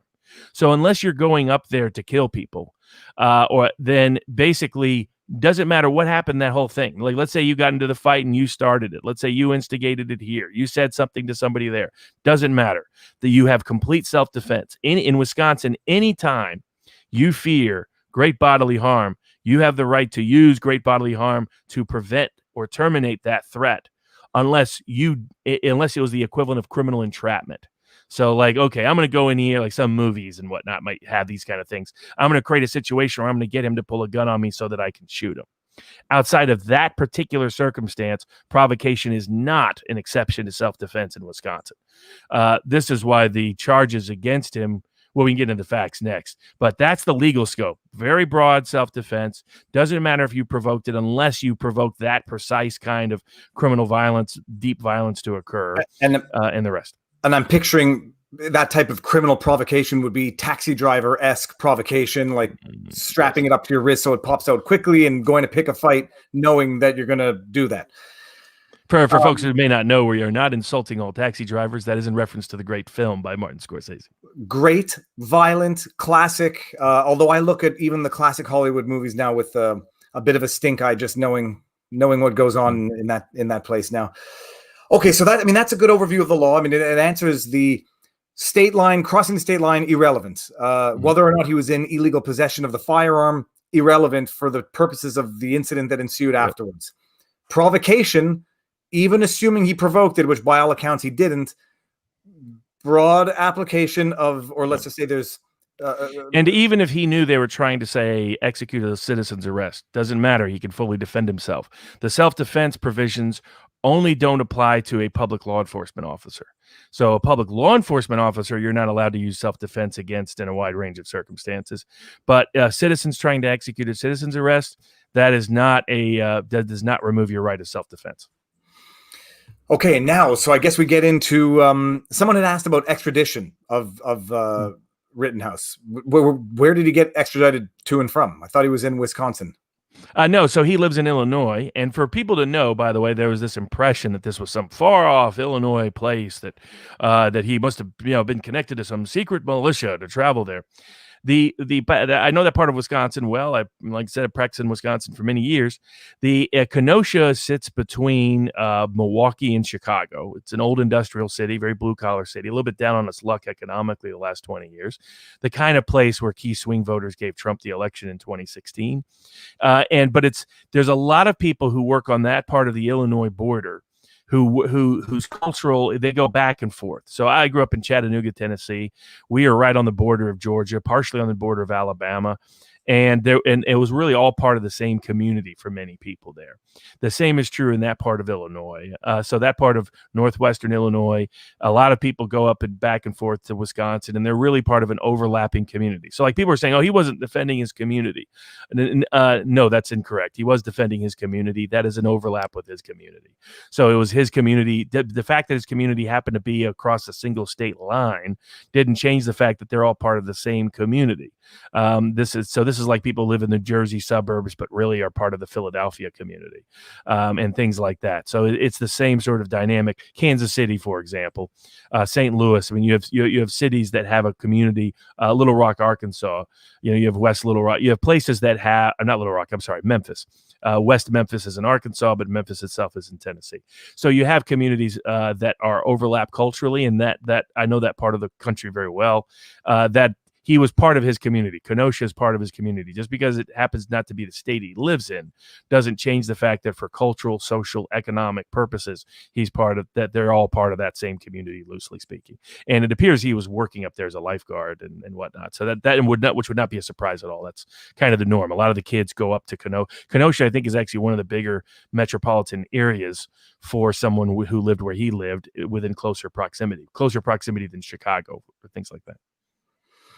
Okay, so interesting. What was I about to say? Oh, so let's get to some of the facts that were misrepresented. A lot of people saying, throwing around the white nationalism. By all accounts, his social media has been scoured by now, and there have been no inflammatory or compromising posts on social media. The issue about him wearing the rubber gloves, people were saying he deliberately did it to avoid fingerprinting the gun. Apparently, I mean, these are just the facts that I've read about coming out in the last little while. Apparently, he's wearing the rubber gloves because he was administering first aid and helping out. He was administering first aid to people and didn't want to touch them, from what I understand. Is that your understanding as well, Robert? Yeah, so he was doing three things up there. He was trying to fix graffiti earlier in the day. There was a businessman whose mechanic shops were under attack. And so he asked people in the community to come out and defend him because it was clear the police were not going to do so given what happened the night before. And so that's how friends of his asked him to participate. This wasn't him driving up from Illinois. It was him being asked to participate. That's why apparently one of his friends is the one who gave him the gun. He had the gun in over his body with a I'm blanking right now on the word for some weird reason. What do you? It was strapped on. Strap. Yep, and that's why they weren't able to grab it, by the way. It appears he's well-trained. He wants to be a policeman by various social media and other posts that have been out there in the past, so he sees himself as a defender of the local community. He wants to pursue that career, and given everything that happened, he appears to have trained himself well, because usually that would have gone a much worse direction given the circumstances. I mean, I get people saying, hey, people died, etc. Usually when someone's under that kind of attack, multiple people shooting guns in the air behind him, people throwing things at him, it was not just a plastic bag. Plastic bags don't go, whoom. Something was in that plastic bag, like a brick or something heavy meant to hurt him. But that's his sort of backstory, is that he was asked to defend these two different mechanic shops nearby. That was where they had burned the cars the night before. And for people who don't know Kenosha, by the way, that's a very residential mixed area. So a lot of their commercial areas mixed residential, mixed commercial. So, I mean, I was shocked by witnessing what I was witnessing. I mean, not only is Kenosha not the kind of place that ever has riots, Kenosha is where they were rioting was not like the downtown of Portland, where they're mostly targeting buildings and occasionally going to the neighborhoods. This is in a neighborhood. And so that's why these small business people were worried. The other problem, as has subsequently come out from a local Indian immigrant who had set up a business there, insurance generally will not cover riots. So if a riot happens, they call that domestic terrorism, the equivalent of an act of God. So it doesn't matter what insurance you have. Any damage done to your property, you're out every penny, nickel, dime, and dollar. And good luck suing the people who did it. It's hard for you to even know who they are. And if you could, they likely don't have a lot of resources to ever pay you back for what happened. And that's why. And from what I understand, I mean, I don't know any of this. I understood Kenosha was, I don't want to know if rural is the right word, but small townish type thing. It's yeah. People are not loose. The rioters are not from the neighborhood. Correct. Yeah, a lot of the riders were not, because it'd be unusual for that to occur. Like I said, Kenosha is mostly a blue collar town, old industrial town, small size city, really. In between, it's not far from Racine, in between Milwaukee and Chicago. And so it's sort of an extended community. Paul Ryan represented part of that district congressionally for a long time. So that gives you some sense of it, though that part is a little more democratic where Kenosha is. But it was very blue-collar ethnic back in the day, some African-American population, but not very – it's not like North Milwaukee. And so it's not a huge African-American population. It doesn't have a history of riots or this kind of dispute. I think this probably surprised people in Kenosha, what happened. Now, the occasionally the sheriff there has gotten into trouble for some using some Wisconsinite verbiage now and then about some things. So that's part of the political backdrop of him likely trying to be careful at how he handled things. And of course, it was another BLM narrative about banks, which we can get into later. But BLM loves divisive narratives. And so they like fake narratives. They like stories that are false. If you go back and study riots or things like this over time, like say the Detroit race riots of 1943, you'll find the way they really spread was people spread lies on both sides. African-American community spread a lie about what the white people were doing, and white people spread lies about what the African-American community was doing. It includes stuff like they threw a mother and a child off the bridge. Oh, they're randomly assaulting women. Things that were not true, but it spread like wildfire to let the riots get crazy. BLM is a master of this. They prefer cases that, when you dig in, are not the clean narrative that they present. They're often fake news narratives promoting people with a rap sheet as long as your arm. And that's why when I have a lot of very good civil rights cases, I've done many of them right there in Wisconsin, that area of Wisconsin. BLM is nowhere to be found. Because they don't want uniting cases that lead to legitimate reform. They want divisive cases that lead to complete destruction. And in case people think I'm just being anti-BLM, this is their own words. You can research them. That their belief is, this is why they talk about systemic and institutional and structural. They believe that the only way to reform the system, they want to destroy the system, because they believe you must destroy it in order to get to utopia. And so that's the net effect of their objective. And they believe that divisiveness leads to destruction, not uniting cases. So they light aflame the fire of often false rumors and fake news narratives, like they did against Rittenhouse, like they did on behalf of Jacob Banks, who, when I looked at that arrest and the shooting, while I always find it unfortunate, it did not strike me as a case of a wrongful exercise of force, because you had someone who had outstanding domestic violence warrants, sexual assault warrants, stolen a car. I mean, especially like there's your classic BLM narrative. Now, I'll use Blake now. I'd used Michael Brown and Ferguson before. I'd used Trayvon Martin before. But the better example is Jacob Banks. And three things combined to create the fake news narrative that lit Kenosha on fire, that put Rittenhouse where he was in this very difficult position of running for his life. And many miracle he's not dead, because as one of the people who got shot in the arm said, his intention was to unload his whole magazine into Rittenhouse's head. And so is that first you have BLM, believes in destruction, needs divisive narratives to get there, and so they promote fake news narratives that will inflame both sides, where one side believes the crazy rumor, the other side knows the crazy rumor is not true, but again, that promotes divisiveness. That's the goal. That's the objective. Part two, you have a Democratic Party and a news media who believe these kind of BLM narratives hurt Trump and favor them, so they help put out the flames or spread the flames. And then third, you have the GoFundMe phenomenon, which has been developing since Ferguson. I mean, and parts of Michael Brown's family ended up arguing over who got what proceeds related to Michael Brown. It's not a pretty sight, frankly. But what happens is, if let's say you're a family member and something happens, and if the people know the true story, you're not going to be able to raise much money. You promote the BLM narrative, so you set up a GoFundMe account for you to get a bunch of cash. You don't need to win a civil suit anymore. You can get millions of dollars, as Jacob Blake GoFundMe has raised over $2 million. Now, who's that going to go to? Is it going to go to the kids that he wasn't really properly taken care of? Or is it going to go to his parents? Is it going to go to someone else? Is it going to go to the ex-girlfriend he had assaulted? We'll see. I can guarantee you this: there's going to be no federal prosecutor looking at that GoFundMe the way they looked at Build the Wall.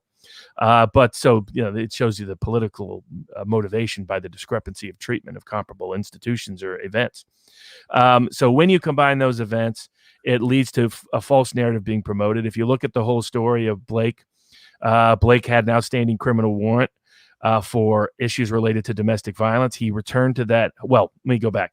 The BLM narrative that came out, and I have my brother-in-law who is concerned about this because he's on the BLM side of the equation. I have family members and friends who are on the BLM side of the equation, and they're surprised often by my resistance to this because they've known my civil rights work for 20 plus years.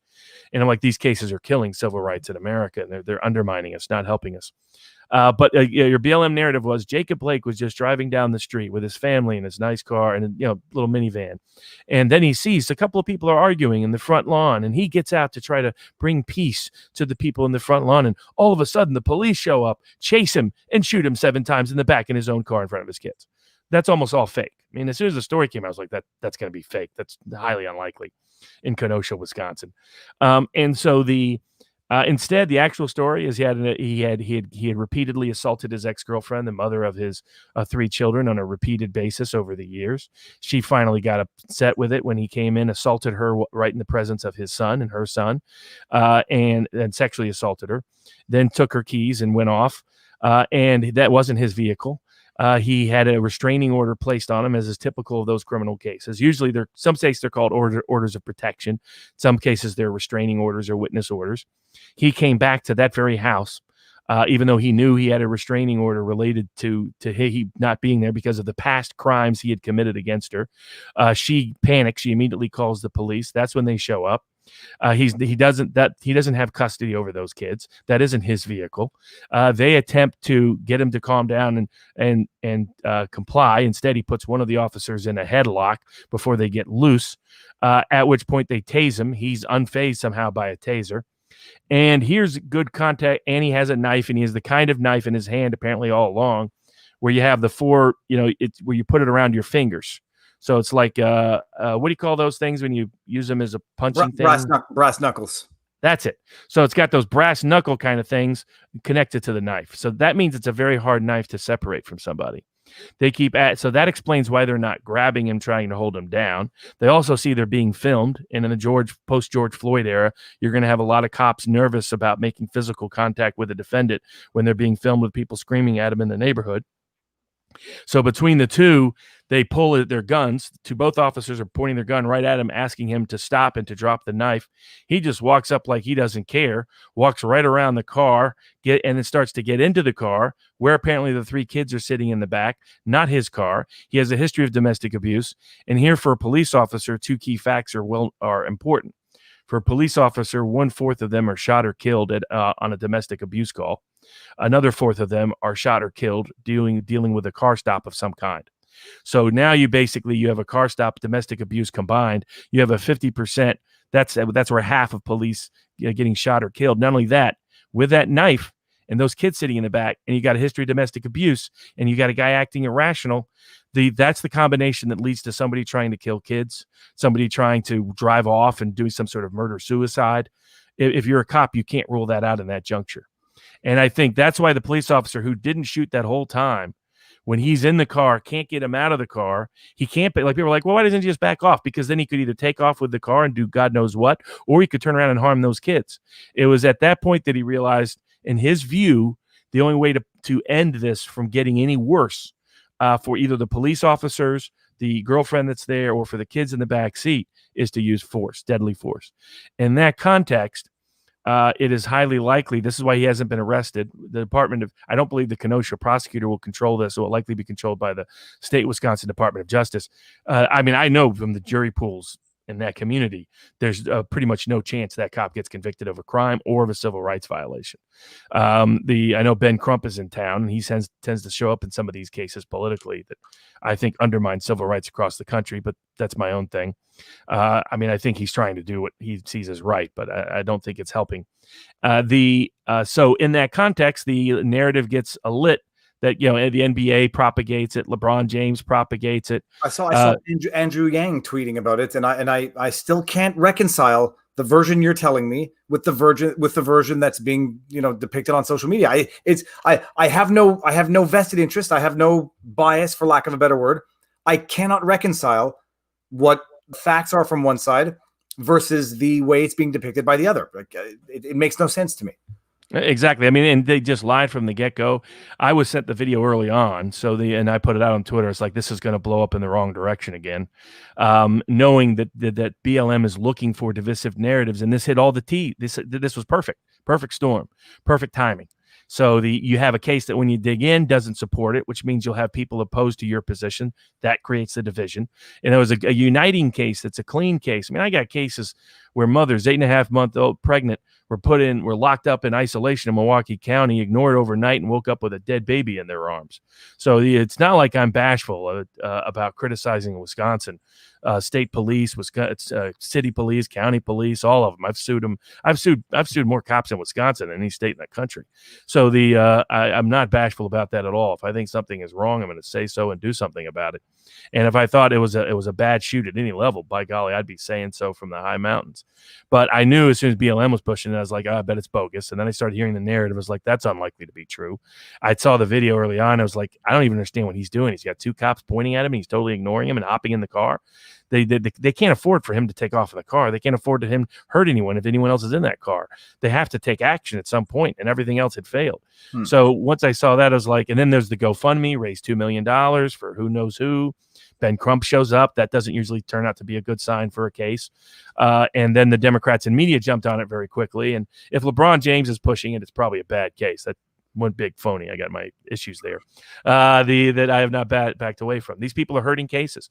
It was a year ago in Wisconsin. I was about to lose a case that was an exceptional case that just a year before, mock juries in Wisconsin all agreed, 90% of them agreed that my client should win and a substantial verdict should be awarded.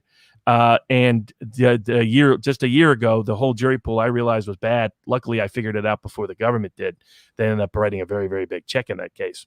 And so we got a good settlement. And that was important because people are like, oh, well, you're a lawyer. You can make money, whatever. Why are you whining about this? It's not about me. It's about a grandmother and a son who deserved some remedy so they could have a future in life for the horrific thing that happened to their father. And the city having to write a big check was the biggest check they'd ever written. I think ever written in Wisconsin's history, actually, for that kind of case. Why? Because that's what they pay attention to. Politicians start writing big checks. They start figuring out that what I and other lawyers that were on that case with me have been saying for a half decade, which is it's time to clean up the Milwaukee County Jail. It's time to clean up rogue cops. It's time to clean up bad prosecutors. And they pay attention when they have to write a big check. They're like, golly gee, maybe they're right. And that's why it's important. That's why it matters. And so, but no, this case was a bogus case meant to get, and this plays into Antifa. Two things that are important about a lot of these riots and looting, aside from that backdrop of BLM. One is communists need fascists and fascists need communists. This is what they learned from the 1920 street theater of the violence in Spain, Italy, and Germany during that time period, which was fascists were able to rise because of the threat of communists. Communists were often able to rise with the threat of fascists. So they need each other. And Antifa has been begging to create a conflict. That's why they love the Proud Boys. They wanted to create conflict with the Proud Boys. They like the Patriot Prayer folks that they shot and killed one just yesterday in Portland because they want conflict. They want confrontation. And this is always my counter, even in Kyle's case with other people, is to say, look, I understand why you want to defend yourself, and it's actually fits very well within our constitutional American history for Kyle Rittenhouse to do what he did. He did what the founders anticipated people like him would do. But the flip side is the left wants to provoke violence, and it's very hard to control that situation or setting when the National Guard's not present and the police are not doing their job and they're scared and terrified to do it. And you put yourself at great risk and exposure. And I think people need to know that fully. I don't encourage or incentivize people to take those actions, but I'm not going to condemn a kid for doing something that our founders said were necessary when somebody really needed protection. The way I put it is this: I myself wouldn't do it. But on the flip side, I think if my house and my business was under attack and I knew somebody could come to my defense and it was my only available defense, would I really tell them not to? I can't honestly say I wouldn't. So that's where I can't be critical of Kyle's decision. And like I said, from a constitutional perspective, he's fitting right within the constitutional perspective of how our government was intended this to happen in terms of him protecting himself and protecting other people. You're protecting his own community. It was the democratization of the use of force. It's what the militia's purpose was to not have a national army, honestly. But so given that backdrop, you throw in Antifa. Antifa is called anti-fascist. It's based on a German group formed by the communists in the 1920s. In Germany, it restarted in the mid-1970s in West Germany. They formed it. They called themselves. They created what they called black blocs because of how they dressed and how they organized to make it very difficult to be spotted when they committed criminal acts. They would usually get together on May Day, which is a sign of their communist orientation. That's why they did it on May Day, creating violent confrontations with police. It spread to the United States out of the Occupy movement in 2014. It had always been here, but it had been not very big. The Occupy movement was infiltrated by a lot of these Antifa types. And what that effectively did is it created a circumstance or situation. You're back, Sir Viva. I swiped out of the damn thing again. Now I lost all the super chats that I was taking pictures of. Sorry. Say la vie. Well, yeah, people can put it in the comments and we can track and trace them and try to answer. I got a bunch of pictures. Now, I don't know where I interrupted you, but I wanted to bring up... Okay, I'm bringing this right up here because I wanted to bring up Nate Brody's... where is it? I just wanted to bring up Nate Brody's face. Here we go.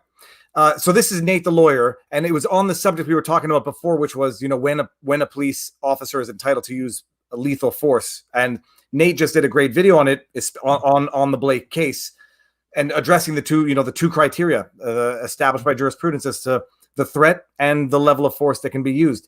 And it's an eye-opening video, not even knowing any of these additional facts, Robert, that you just elucidated. Yeah, and for those people that don't know, Nate's a good place to subscribe. He comes at a different political perspective than I do on issues, but he has a great police background, which is good, I think. It's good to get both sides. And secondly, he comes from a police background and a lawyer background, so he can combine the two in ways that, particularly in these kind of cases, give you a very informed understanding of the situation. And we disagree now and then, but it's always his opinion is always a well-educated and well-informed one. And if he's lucky, maybe he too will get cited by the SDNY someday.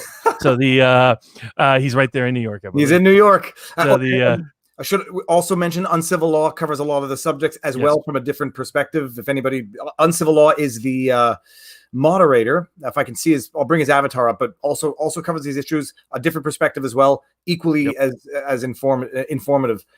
Two things I want to add before I forget. Oh yeah, go ahead. Go ahead. Go ahead.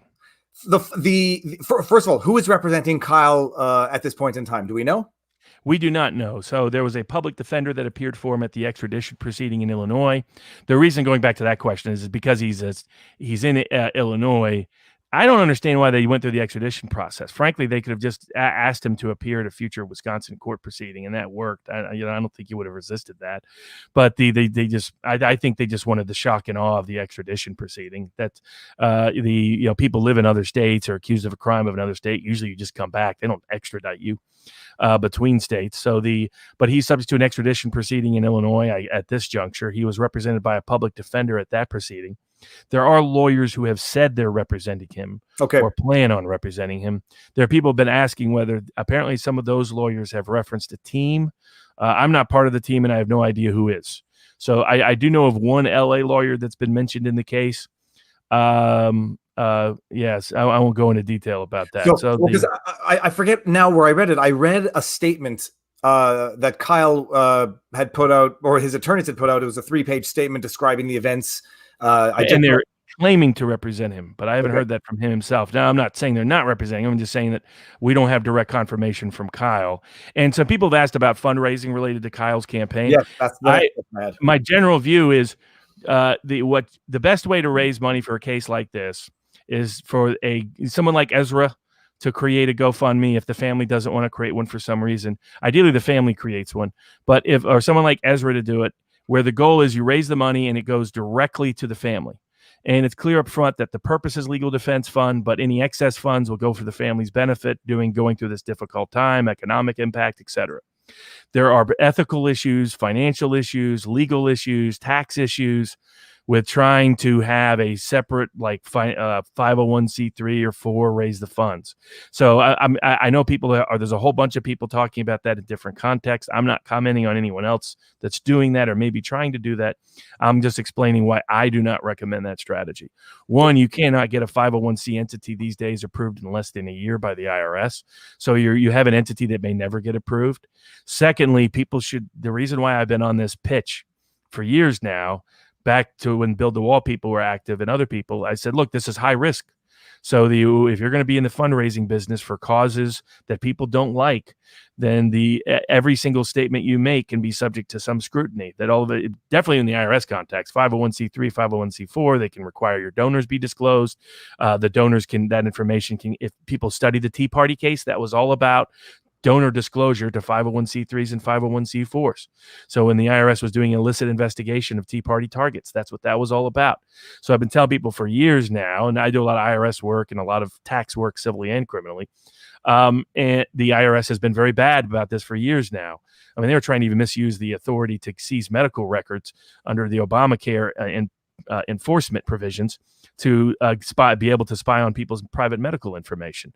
I brought the biggest Bivens class action, civil rights action in history to stop it. But so this is a problem that I would not trust IRS entities. The only reason to have a 501c3 or 4, the difference is, one can do politics, the other one can't. But if one does politics, then that is subject to taxation. It's not given the same treatment. There's a bunch of self-dealing provisions that can be a nightmare to deal with, given how they're interpreted and construed. You can see now from the Bannon indictment and the Build the Wall indictment that any statement you make that they decide to call false, even if your own donors don't complain, you might be facing 8 to 10 years in federal prison in a bankrupting criminal case. So my advice is don't create a 501c3 or 4. It's tough if I'm a lawyer and I receive money from a third party, it can be an administrative quagmire for being able to handle the case in terms of a straight up legal defense fund. That's why the best legal defense funds, just a GoFundMe account, controlled at some level by the family, directly or indirectly. All the proceeds go to the family. The family decides where they want to spend the money and the rest. And now I do support independent political organizations that are trying to be like ACLU, Southern Poverty Law Center, but for what those organizations were originally set up for, but they're no longer honoring, which is civil liberties in America and against discrimination in America. I started Free America Law Center, or helped found it, helped promote it. Other people run it in order to be able to create that. But I deliberately made it so that it's volunteer, member-driven, subscriber-driven, very small amounts, because the trap of these other entities is that you end up with some big donor and you're dependent on that one donor. And so the goal was to try to create something that was sustainable in the ACLU model without being dependent on a big donor, without getting into the problems of having a legal defense fund inside of that. So that's my general view for people that have asked about that.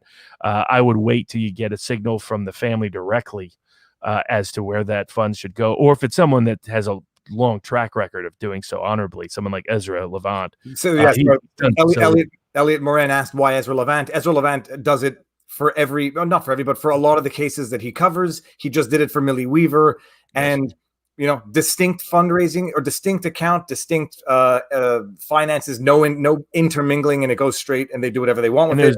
And there's no concerns, no complaints. I had people inquiring, being concerned because one of the lawyers out of LA being mentioned has a lot of lawsuits pending against him connected to I wouldn't recommend that. I think that's ill-advised.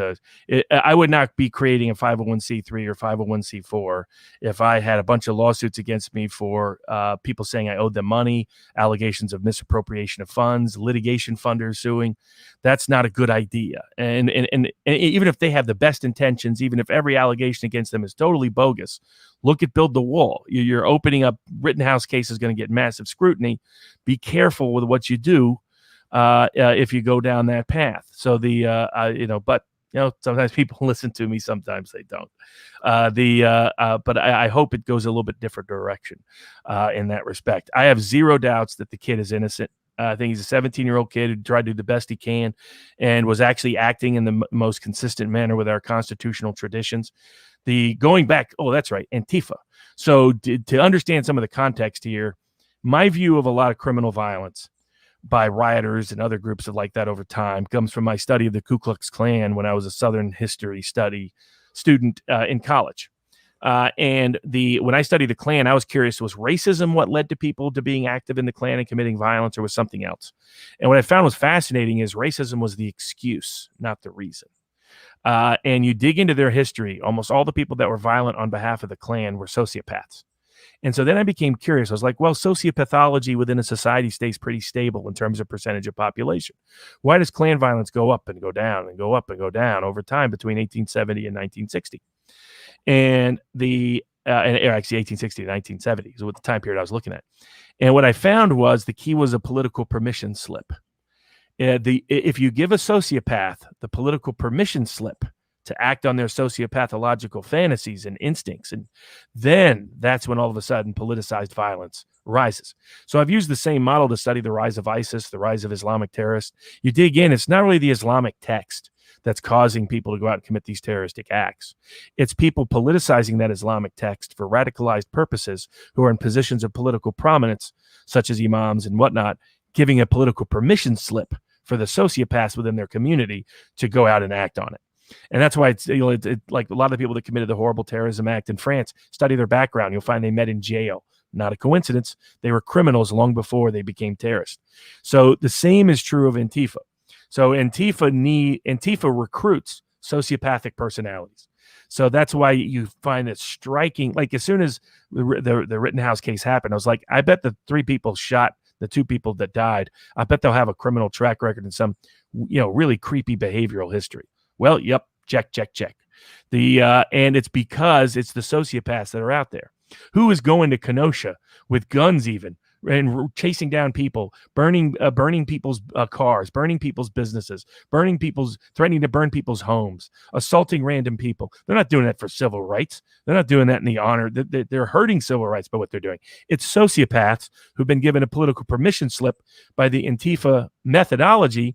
And the key has been Democratic politicians giving that political permission slip more broader. Like if you want to trace the history of Klan violence, don't follow the Klan, follow the history of the White Citizens Commission or White Citizens Council and similar kind of groups, because it was when powerful people said, hey, go out there and do it. that all of a sudden the violence surged. As soon as they said, no, okay, we're no more political permission slip, violence would drop off the rock. So that's the cue to it. Even though it's sociopaths committing the violence, that explains why they're committing the violence. The reason why the violence occurs at the rate it does is the political permission slip from political actors. And the Democrats sending that message loud and clear now for months. Really, it started back during 2016 when they greenlit violence against the Trump campaign, beginning in Chicago in March of 2016, continued to San Diego and California. Harmeet Dillon brought a great case going to that earlier claim. When can you sue when the police are basically doing stand downs? Well, that she's trying to establish those legal rights. I think her group, I think is called Center for Liberty. She's created a good 501c entity that she went through all the process to get approved to provide general ACLU type support that's not legal to fund defense fund specific. She's doing great work in this context. She's trying to establish the constitutional rights in the San Jose case so that when they do a stand down or when they send people into to get beat up, the city can be held liable. There are ways to do it. It's just very tough and tricky. But the political permission slip told the sociopaths who attacked Kyle Rittenhouse, and they had criminal history, child abuse history in one case, domestic abuse in another case, assault in another case. One of them had a gun and admitted later he planned on emptying his magazine into Kyle, but for Kyle shooting him in the arm. And so there's no doubt when you look at the facts, they were chasing him. They were firing guns in the air to make it sound like someone was shooting right at him. They were screaming, get him. They were screaming, beat him. They were screaming other things. Some apparently tapes of kill him was on there. And the two people who died, both of them grabbed his gun and were trying to get his gun away from him. By the way, when you grab somebody else's gun, you're no longer unarmed. So when the media is saying, oh, the person's unarmed, if you grab somebody's gun, that's considered under the law, usually you being armed, because you have as much ability for something bad to happen with that dangerous weapon as the person you're trying to take it from. So the net effect of it is that he killed and shot criminals. That's who he did. People that really are dregs on society. But would I prefer none of that to happen? Absolutely. But it happened because of what BLM put in motion, what the Democrats put in motion, what the media put in motion, what the politicians put in motion. I have no respect for the Democratic governor of Wisconsin. Right now, I'm helping a couple of lawyers with a case where for years the state of Wisconsin put sex abusers in charge of children who are in state custody. And they raped and assaulted these kids for years. Finally sought justice for them. The state of Wisconsin refuses to pay a single penny to those people that were hurt. And it's this governor refusing to do so. And he's going to grandstand about how he cares about what's happening in Kenosha. Guy's a fraud. So the fact they wouldn't even offer a penny to that kid's family is just outrageous in the case that I have. So that I come at this from a knowledgeable perspective at what's happening in Wisconsin. Some of our political actors are the prosecutor in Kenosha is bad. The governor is bad. There are people that have politicized the prosecutorial process in ways that are deeply problematic. The people of Wisconsin are good people, and a good jury is likely to acquit Rittenhouse across the board. If they had any IQ, they would drop these charges quickly. They should look at recall efforts against the prosecutor for this is his second bogus prosecution. It's someone had asked previously. Actually, do you think Kyle is overcharged in the case? He shouldn't be charged at all. Period. Okay. So it's absurd that he's facing any criminal prosecution of any kind. 17-year-old kid, working class background. And the mistake they made is they thought their fake narrative would work. People would demonize him. No one would come to his defense, pretend that this was another Charlottesville when it had nothing to do with Charlottesville, when he's going to have a broad defense. I mean, whoever ends up defending him, however, there's going to be people helping out. I mean, I don't know if I'll ever be part of the case, but I'm going to help him out no matter what and what I can do in the court of public opinion. I know lots of other good lawyers. There's a guy called, I think it's Shipwrecked Crew is what he goes by on Twitter. Excellent lawyer. He's volunteered his time. There's been Kurt Schlichter, another excellent lawyer. So there's great, excellent lawyers. Lynn Wood has offered to help in whatever way he could. There's plenty of excellent lawyers out there that have said they're going to do something to help in any way they can. Rittenhouse will have a competent and capable defense at some juncture by some point, however that's done. And they've made a mistake by bringing it. And if they're smart, and I've dealt with a lot of people in Wisconsin, usually if you bring the right political ammo up front, they drop bad cases. And that's what they should do here. And just later say, hey, we were just trying to keep everybody calm and not have any more people show up with guns. And yes, we now realize based on the full factual record, But they did a lot of misleading statements in the criminal complaint, which is why you have higher risk than normal. Do you so he has a criminal complaint. Does he need to get indicted? Because someone's saying any chance that a grand jury refuses to indict. But if there's already a criminal complaint filed, do they still need a grand jury indictment? No, they can go forward without the grand jury indictment in all likelihood. I'd have to double check that in certain components, whether some of the charges would require that. But the nature of it is that I think they would ultimately drop the charges if they realize that big people they respect were coming in for the defense. They would back down. And there's plenty of good lawyers I know in Wisconsin who will be happy to get involved. And the collective knowledge of the internet, because you see within 48 hours of internet knowledge coming together, 4chan alleges to have identified the shooter in yesterday's murder. Well, when the New York Times does a breakdown of their digital analysis division of the Rittenhouse case, and they show just how much it was self-defense, you don't have a case anymore if you're the prosecutor in Kenosha. So because that's the New York Times. So that's a publication that's usually on your side in this kind of case. And the media people that are still pushing the fake narrative about this kid, they're full of it. Now, people have asked about libel suits. It's hard to bring libel suits once a criminal charge has happened, because the person that's libeling can just say, oh, you were criminally charged. That was my factual basis to say what I said. It's also very tough to sue for things like white supremacist, any label racist they call an opinion that's very difficult to. Again, the only person who they've allowed to sue for their opinions is Alex Jones. And no one else gets, no one should be getting sued for their opinions. Well, but that's the nature of it. And in a case like this, where you're dealing with calling him a murderer versus self-defense is qualification of the act. The act itself is resulting in 2 people getting killed. So whether or not and even if it's murder, it can still be self-defense murder versus. Yes, exactly. And so almost all it'll be tough to have a clean libel suit. The first objective has to be vindicate the kid, get him to drop the charges, show them that it's a crazy bogus prosecution, bring maximum pressure to expose that, because you never want to. Bring back the police to the street to patrol. Yes. Don't force citizens to walk the streets carrying guns to protect businesses from this. It's someone posted something, and I think I responded to it, but it's like, when you embolden the types like the McCloskeys, this is what you get. It's like, no, when you defund the police, you get people like the McCloskeys picking up arms to defend their house. And when you don't have police in the streets, you get people doing things that they shouldn't have to do in a society of law and order. And this stuff, it spirals out of control necessarily. When people have guns and it's dark and it's night and people are throwing, it escalates. The way it doesn't escalate is just to have some semblance of law and order. I mean, basically the pitch the media has made is that those business owners were supposed to just sit there and watch their life dream go up in smoke every night. Yeah. And because Kyle Rittenhouse was there, the 2 businesses that he was involved in protecting, that didn't happen to. So why are people supposed to let their businesses and their life dreams go up in smoke because the lefties want to weaponize the mob? I mean, this goes back to French Revolution tactics. The French Revolution was the first to really effectively weaponize the mob, and we saw how that turned out. No, weaponize the mob. You de-weaponize the hoi polloi. Who and what do you think is going to happen? It's not a question of blaming or exonerating. What do you think is going to happen? You don't have to be a rocket scientist, sociologist to know that this is the way it goes. Exactly. I mean, this is John Wayne's America. This is not some wuss version of America. So people are going to defend themselves and protect themselves in time. And I don't blame any of them for doing so. I would prefer nobody to get into a confrontation ever. This is a country that, celebrated, Leonard Skinner, which their favorite thing to do after a concert was to just go to the bar and get into a brawl now and then. So that's the kind of country we live in. So we don't live in a country of people who are afraid to defend themselves and protect themselves. And even though that's what Antifa wants, they want conflict. They want someone they can portray as fascistic in order to procure their revolutionary outcome that they honestly believe will occur, by the way.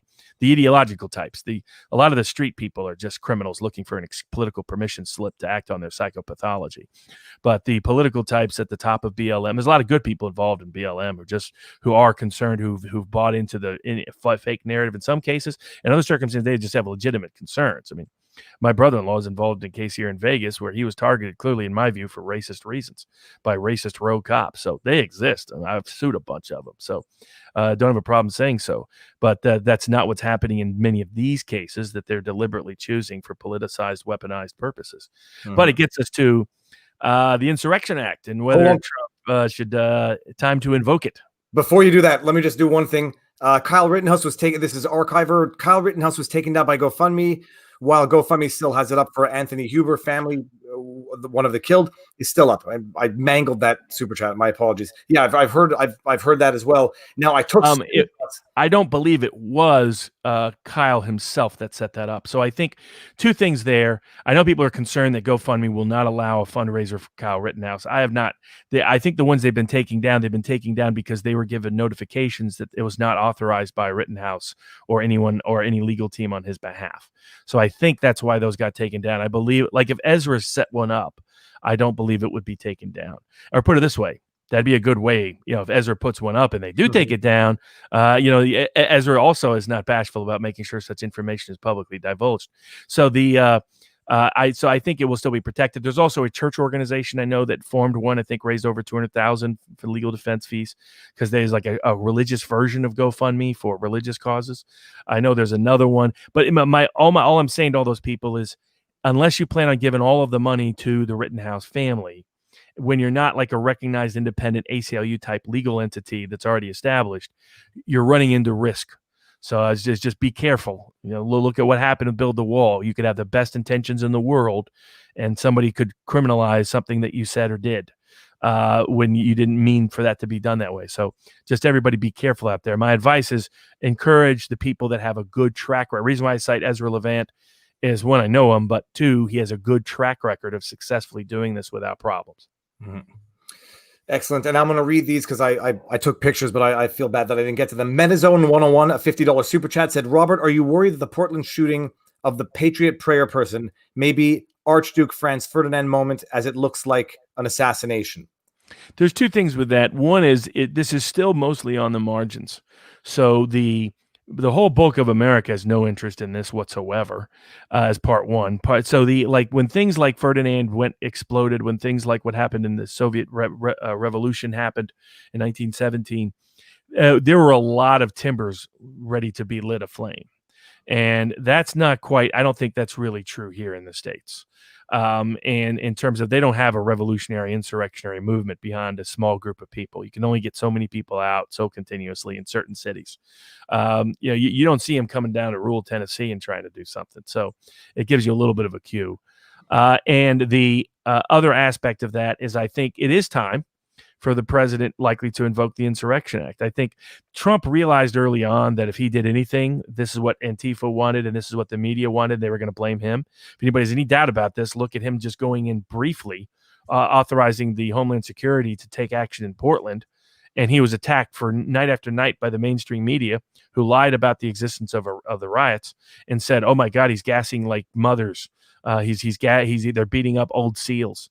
Not physical SEAL, people that were SEALs in the Navy." So that's how the media portrayed it every night. You wouldn't even know.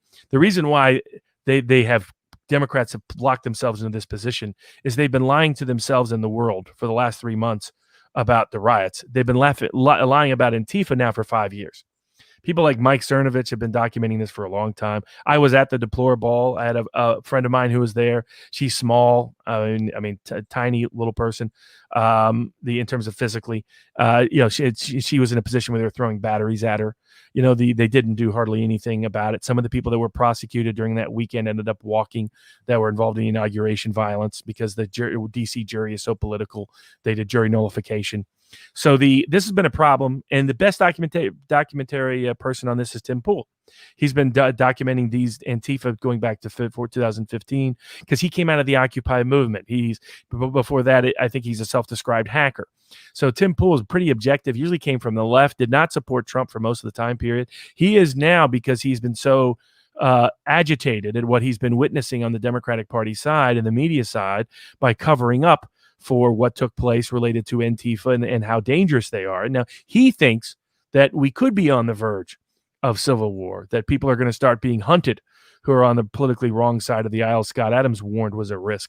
And it appears to have happened to the man in Portland. He appeared to have been literally hunted effectively and shot. There is no evidence of self-defense in that case. Yeah, watch the media claim that was self-defense, while what they accused Rittenhouse of is what was happening by Antifa in Portland in the shooting of that individual. And so by all evidence we know to date. Of course, evidence can change, and we'll revise our opinions if it does. So it's what needs to happen is the Insurrection Act needs to be invoked. The president, because at this point I think people are tired of it. And when people are feeling forced to defend themselves, when 17-year-old kids are the last remedy for an old guy being able to defend his little mechanic shop, that's a problem. And it's time for Trump to step in. And don't worry about the political hits at this point. The country now is far enough along to know he needs to take action. What would the Insurrection Act allow President Trump to do, or what would it allow it to happen? So the Insurrection Act was passed in 1808. It was a follow-up of one that was passed in 1792. And originally these laws were designed to deal with the militia. So our constitutional system was designed to never have a national standing army, because the belief was a national standing army was the source of all corruption and oppression of people's rights and liberties. Unfortunately, that didn't hold for very long, but it held for the first half century or so. So originally it was designed to the right of the president to call up the militia. And the reason why the militia was about the democratization of the use of force. So it's the same way that a jury system is a check on civil and criminal cases, that somebody in your community, in your neighborhood, that's why our venue and jury trials rights work together. It's that you're going to be judged by, like the Magna Carta was all about the knights complaining about being judged by people who did not know the knights. Hence, that's where the jury of your peers language comes from.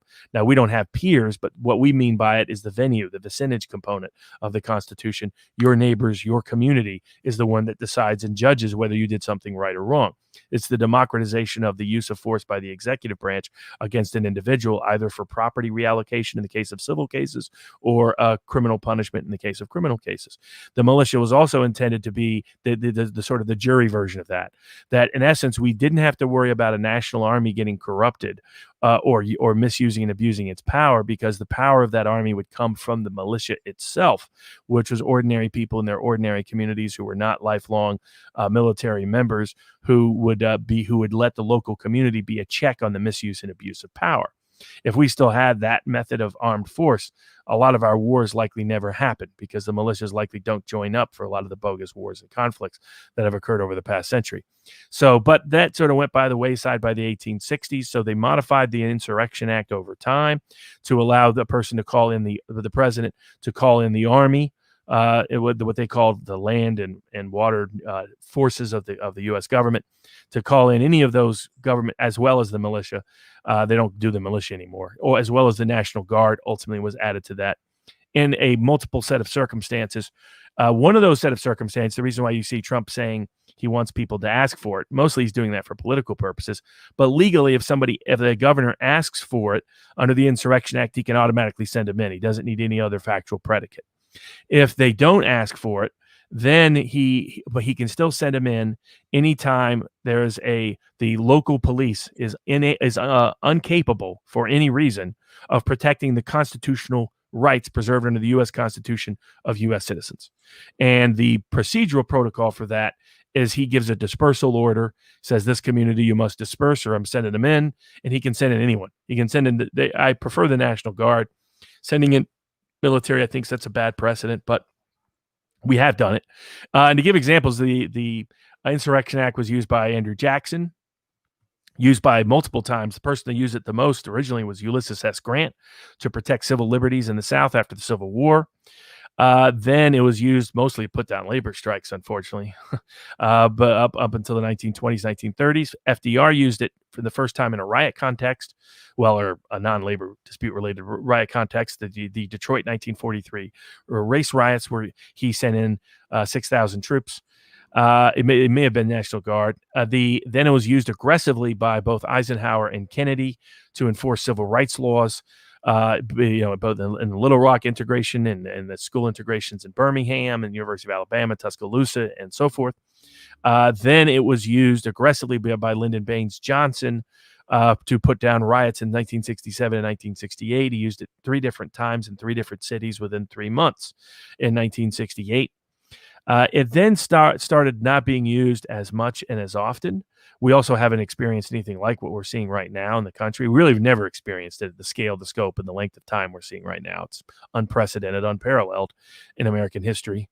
But all he has to do is he has to issue make a factual finding. Federal constitutional rights are being violated. Number 1. Number 2, the local authorities are either refusing or failing to be able to protect these constitutional rights. And so hence 3, I'm invoking the Insurrection Act. I'm ordering a dispersal of Portland or Kenosha. The governor folded and called and let the president bring in the National Guard after people died. It's sad that it had to go that route, but that was what ultimately did. But in all these other places, Portland being the paramount one currently, but anywhere else where it's still occurring, to some degree it's happening in Seattle. It sporadically happens all across the country. It happens in Raleigh. It happens in unbelievable places that surprise people. But I would start with Portland if I was the president, especially after this death. I would say it's clear you're not willing to protect people. You're either unwilling or unable. It looks to me like you're unwilling. So I order a dispersal order of Antifa in Portland. And if you don't obey it within 2 days, I'm sending in the army and everyone else. And let the federal judge issue his order. At this point, the federal judge has shown, the federal judge who we talked about, the Obama judge in Portland issuing some crazy orders restricting federal law enforcement of his own federal courthouse. He was overturned this week by the Ninth Circuit. The Ninth Circuit said that it was highly unlikely that decision had any lawful basis at all. And so that's how it go. That person's right about the National Guard. That super chat, they're correct. Yeah, I missed the one. And that's why I tend to mix and match them. I prefer National Guard just for the visual imagery.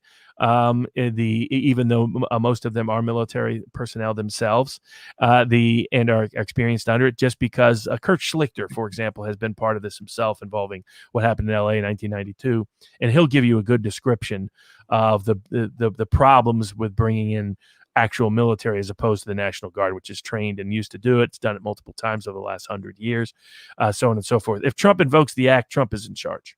So the Insurrection Act empowers the president, and it's federal law enforcement, federal military going in, and they run the show.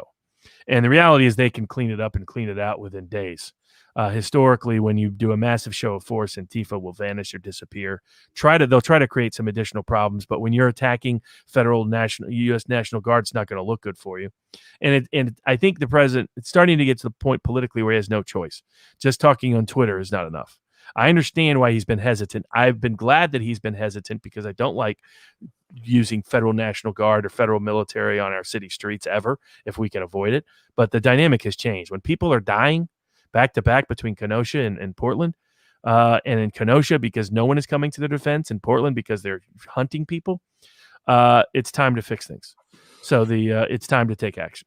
He's the president for a reason.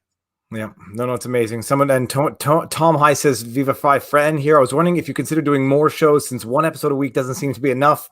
I'm lucky. We haven't gotten interrupted yet tonight, Robert. And I think that the time is ticking. So that's an amazing idea. I mean, it's an amazing thing. And some people are saying, enough is enough now. Some people hope he doesn't do it. Others say it's murder in the streets at this point. Yeah, that's the problem.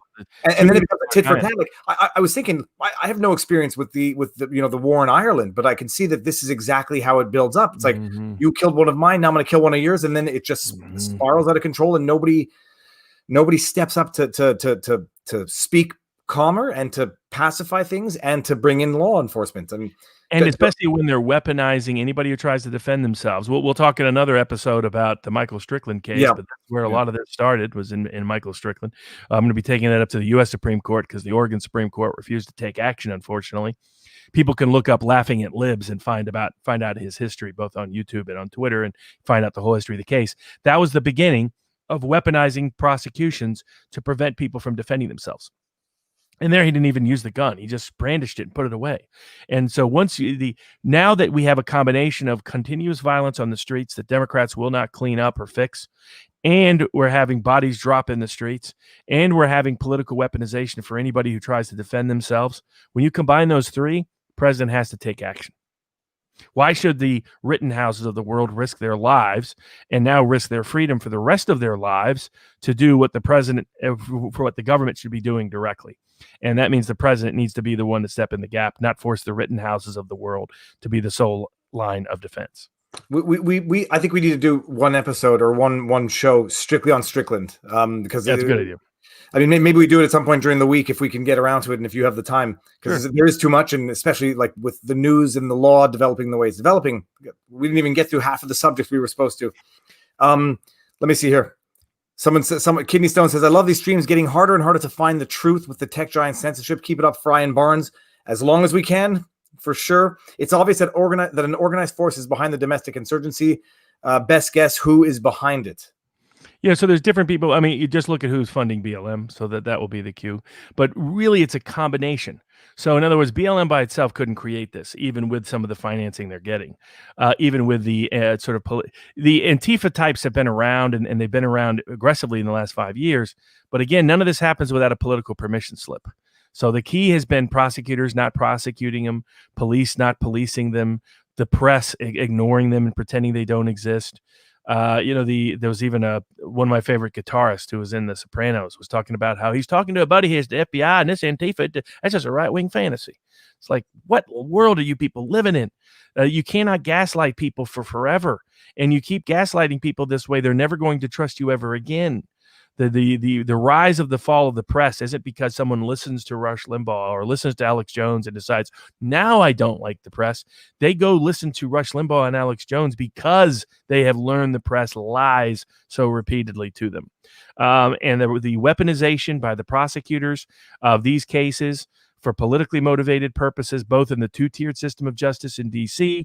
and the selective I mean, here in Kenosha, they go after the kid when all the evidence, even from the New York Times, says he defended himself, while the other guy, one of the people he shot, admits on record that his intention was to kill him, and he still hasn't been arrested, and he has a long criminal rap sheet. I mean, how is this? That's what I was wondering. If that guy does not get indicted ASAP, identity known, admission through a third party, but whatever, but goes to a peaceful rioter, goes with a concealed weapon, and there's video evidence. If he doesn't get arrested, there's a problem, and it's a bigger problem than not being able to identify him, because I guarantee you the folks on 4chan could probably find his home address in 30 seconds flat. But if that doesn't happen, people are going to start putting two and two. They've already started. Exactly. They're going to start getting enraged. What I tell my leftist friends, in Civil War history, the left does almost never won. So people cite the Russian Revolution. The military was on the side of the left in a lot of that context. A lot of sailors and other people were on the side of the communist. That is not true here in the United States. So if there was ever an actual civil war, I would not want to be on the left side of that equation. They misgauge the scope and scale of their influence and power. Their real power is with the press and with the prosecutors' offices and the politicians who are weaponizing their power for politicized purposes. And that's why I think the president has to take action. Don't force Rittenhouse into the position he was in. Don't let people die on the streets that were part of his own Trump caravan simply because they were part of his Trump caravan in Portland. Mm-hmm. I understand he's got the nitwits like Kushner and other people telling him other things. I respect the fact that he acted with restraint, but enough is enough. Now action is required. Amazing. Okay, now that is a good point to go to I'm going to just read through these because I don't want to miss them. I feel bad if I do. MetaZone I got. American Sun says, and $100 super chat. Thank you very much. How is it constitutional that mail-in ballots can be counted for up to 17 days after election day is over, like in California? If I were to show up at the poll on November 4th, too bad. It's closed. No vote for me. And Viva, where can I buy your new merch? Just so everybody knows, this doesn't just say politics. Politics ruins everything. I looked for a while like it just says politics, which is the antithesis of the shirt. In the links in all of my videos, you can find it. Thank you very much, American Sun.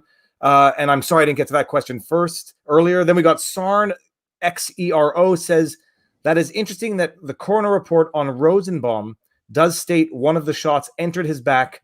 Someone else shot at Kyle. So apparently one of the victims had a bullet enter through the back, which would not be consistent with the story being told. We got Sicily72 says, great stream. Thank you both. Madame Von Kook says, Rosenbaum had a bullet that entered in his back besides the headshot. According to the coroner in the videos, 23 shots are counted. Kyle only shot 7 rounds. Lucas Kaiser says, consider this as part of the retainer for fee for Kyle. Represent to Mr. Barnes. Love you, Viva. Thank you very much. Okay, and then I think we got William Coddington says, Viva Fry and Barnes Law, the best thing to come to Sunday evenings. Thank you very much. Sarroise says, both your thoughts on the law requiring out-of-state felons to register 24 hours before entering my state to take part in a protest, allow all to protest, but help LEOs, law enforcement officers, prepare for expected felon numbers. Interesting. Yeah. I mean, I think there's limitations on when one state can use another state's felony convictions for restricting rights of that citizen within the state. There's implications under the right to travel under the Immunities and Privileges Clause of the U.S. Constitution. But if they're on outstanding probation, then usually those restrictions or restraints are legitimate and legal. And then as to mail-in balloting, election day is supposed to only happen one day of the year, but in Nevada, they're allowing ballots to be counted for days and up to weeks afterwards. I believe that's constitutionally and statutorily problematic, and there's lawsuits litigating it. But, for example, I told people in Nevada, I said, here's the hard part. In Nevada, there's not a federal judge. There's very few federal judges on the bench here in Nevada that were not appointed without the assent of Harry Reid. So I don't know how willing they're going to be to buck the Democratic political establishment here in Nevada on cases that don't have clear past precedent. Even if the logic appears and the law appears clear to me, it's not necessarily always so to everyone else. Breaking, I'm going to see if this is news that I haven't yet read. SWAT responds as pro-Trump caravan on Ventura Boulevard in Woodland Hills, where I have family, hit by gunfire. That's why they put him in a position where he has no choice but to act. The president's going to have to get involved. The mayors have absconded from their duties and obligations. They've been an embarrassment and a joke, and the press has been complicit in it by lying to the world and to the politicians about their ability to suppress knowledge of the riots. And that was the last super chat that I was trying to click on before I swiped myself out of the stream again and lost all the previous super chats. It was a $20 super chat that said the media is all behind this with the lying and the covering up. They're definitely materially responsible. This doesn't happen if they're honest. Yeah, and it's an amazing thing because I don't even blame the people for not being aware of this. I was in company of educated people all last week having discussions, and some of them don't even know the basics of Michael Flynn. They don't know the name of the McCloskeys. All they know of the incident: couple of crazy Missouri couples brandishing guns at people protesting. Peaceful protesters, sweet kids. They don't know the context. They don't crazy white people just ran out showing guns to them. No, I mean, and they don't know about the dismantling of the pistol. They know none of these details. And then I feel sort of like weird that I know all these details about these current events, but it's just the world in which I'm immersing myself now. But you realize the media has the power to misinform, to keep ignorant, to distract, and to utterly lie to, and then let me rephrase, to misinform, but then correct by erratum that nobody sees 5 days later on in the small print on page 5. It's a world to be alive in, and it's a very frustrating one at that, because it's not a question of being smarter than everybody else, and there's no but. It's just when you are familiar with facts that nobody else knows, you begin to question your own sanity. It's like, am I the one who's crazy, or is everyone around me just grossly ill-informed? And it makes for a fun discussion with people where you end up looking a little. And the worst part of this is actual civil rights will be undermined in America. There, as I saw in Milwaukee, juries, because they've been lied to by the press, they assume any civil rights case they're likely being lied to. So even when they have video evidence in front of them, they no longer believe it. And so LeBron James needs to start writing apologies to the victims of civil rights abuses whose cases he helped gut by lying about things about other cases. And so that's my view of a lot of these guys. Same with Doc Rivers. He can write the same apology. These people claiming to support civil rights, one, I've almost never seen them on the front lines of any civil rights case ever. In their own hometowns where they could actually make a real difference. So I think they're phonies, fakes, and frauds. And secondly, they're hurting civil rights for real people, for real progress. And it's outrageous. All right. And on that note, that is a perfect time to end this live stream. We are going to have, at the very least, carryover issues to next week. We'll do one separate show on Strickland so we can really delve into it and you can inform the world.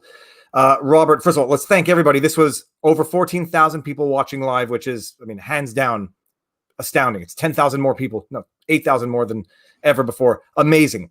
And Robert, you are, I saw people were saying you have a 999 IQ. I don't know what your IQ is. It's just amazing. Someone said you literally had every event of the Insurrection Act being invoked in United States history. So I can read fast, but I don't have the knowledge you have. And it's amazing. And thank you for giving it to us. And thank everybody for tuning in. I think I just see 2 more super chats. So I'll bring them up while we're here.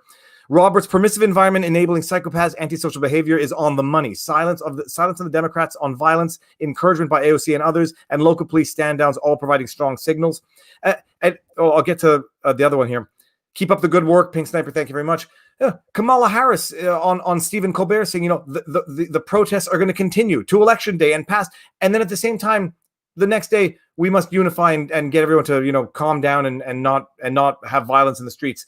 It is what it is, and it's not a partisan observation. It's not a partisan observation. It's just you cannot say certain things one day and then come out with a press release the next day. And if anybody has not read Joe Biden's full statement, I posted a screenshot of the page 2 of his written statement. Go read it. It'll blow your mind. And you could see the previews for this all the way back to 2016. This has been deliberate and intentional by the political class who has the knowledge of the history to know that what they did with Antifa, what they did, the way they recast Charlottesville, they made it only bad alt-right racist, tried to hide what Antifa did. Chris Cuomo compared Antifa to the people who ended World War II on behalf of America and did the beaches at Normandy. So they deliberately elevated these scum and these criminals, and they did so to the great danger and the great risk of ordinary everyday American freedoms and liberties. And that's where we're at today. And basically we can add a third truth to the 2 eternal truths. Eternal truth number 1, Sally Yates is corrupt. Eternal truth number 2, Epstein didn't kill himself. And now eternal truth number 3, Rittenhouse is innocent. That is, people will not like the fact that he ultimately will probably be found innocent, and he should never have been in that position in the first place. This is what happens. It is a series of events, and it was predictable from the beginning. All right, gentlemen, on that note, everybody, have a good evening. The weekend is almost over, but enjoy the last 2.5 hours of it, depending on your time zone. Robert, infinite thank you as always. SDNY, thank you for informing a great many people of our podcast live stream. This will be out on podcast if it's not tomorrow, because I'm going to be in court by Tuesday, and then the highlights and on YouTube. So that's it. You can rewatch it. All of Barnes' links are going to be in there, as well as mine. And everyone, tune in. You'll get notified for the next live stream. Peace out, everybody.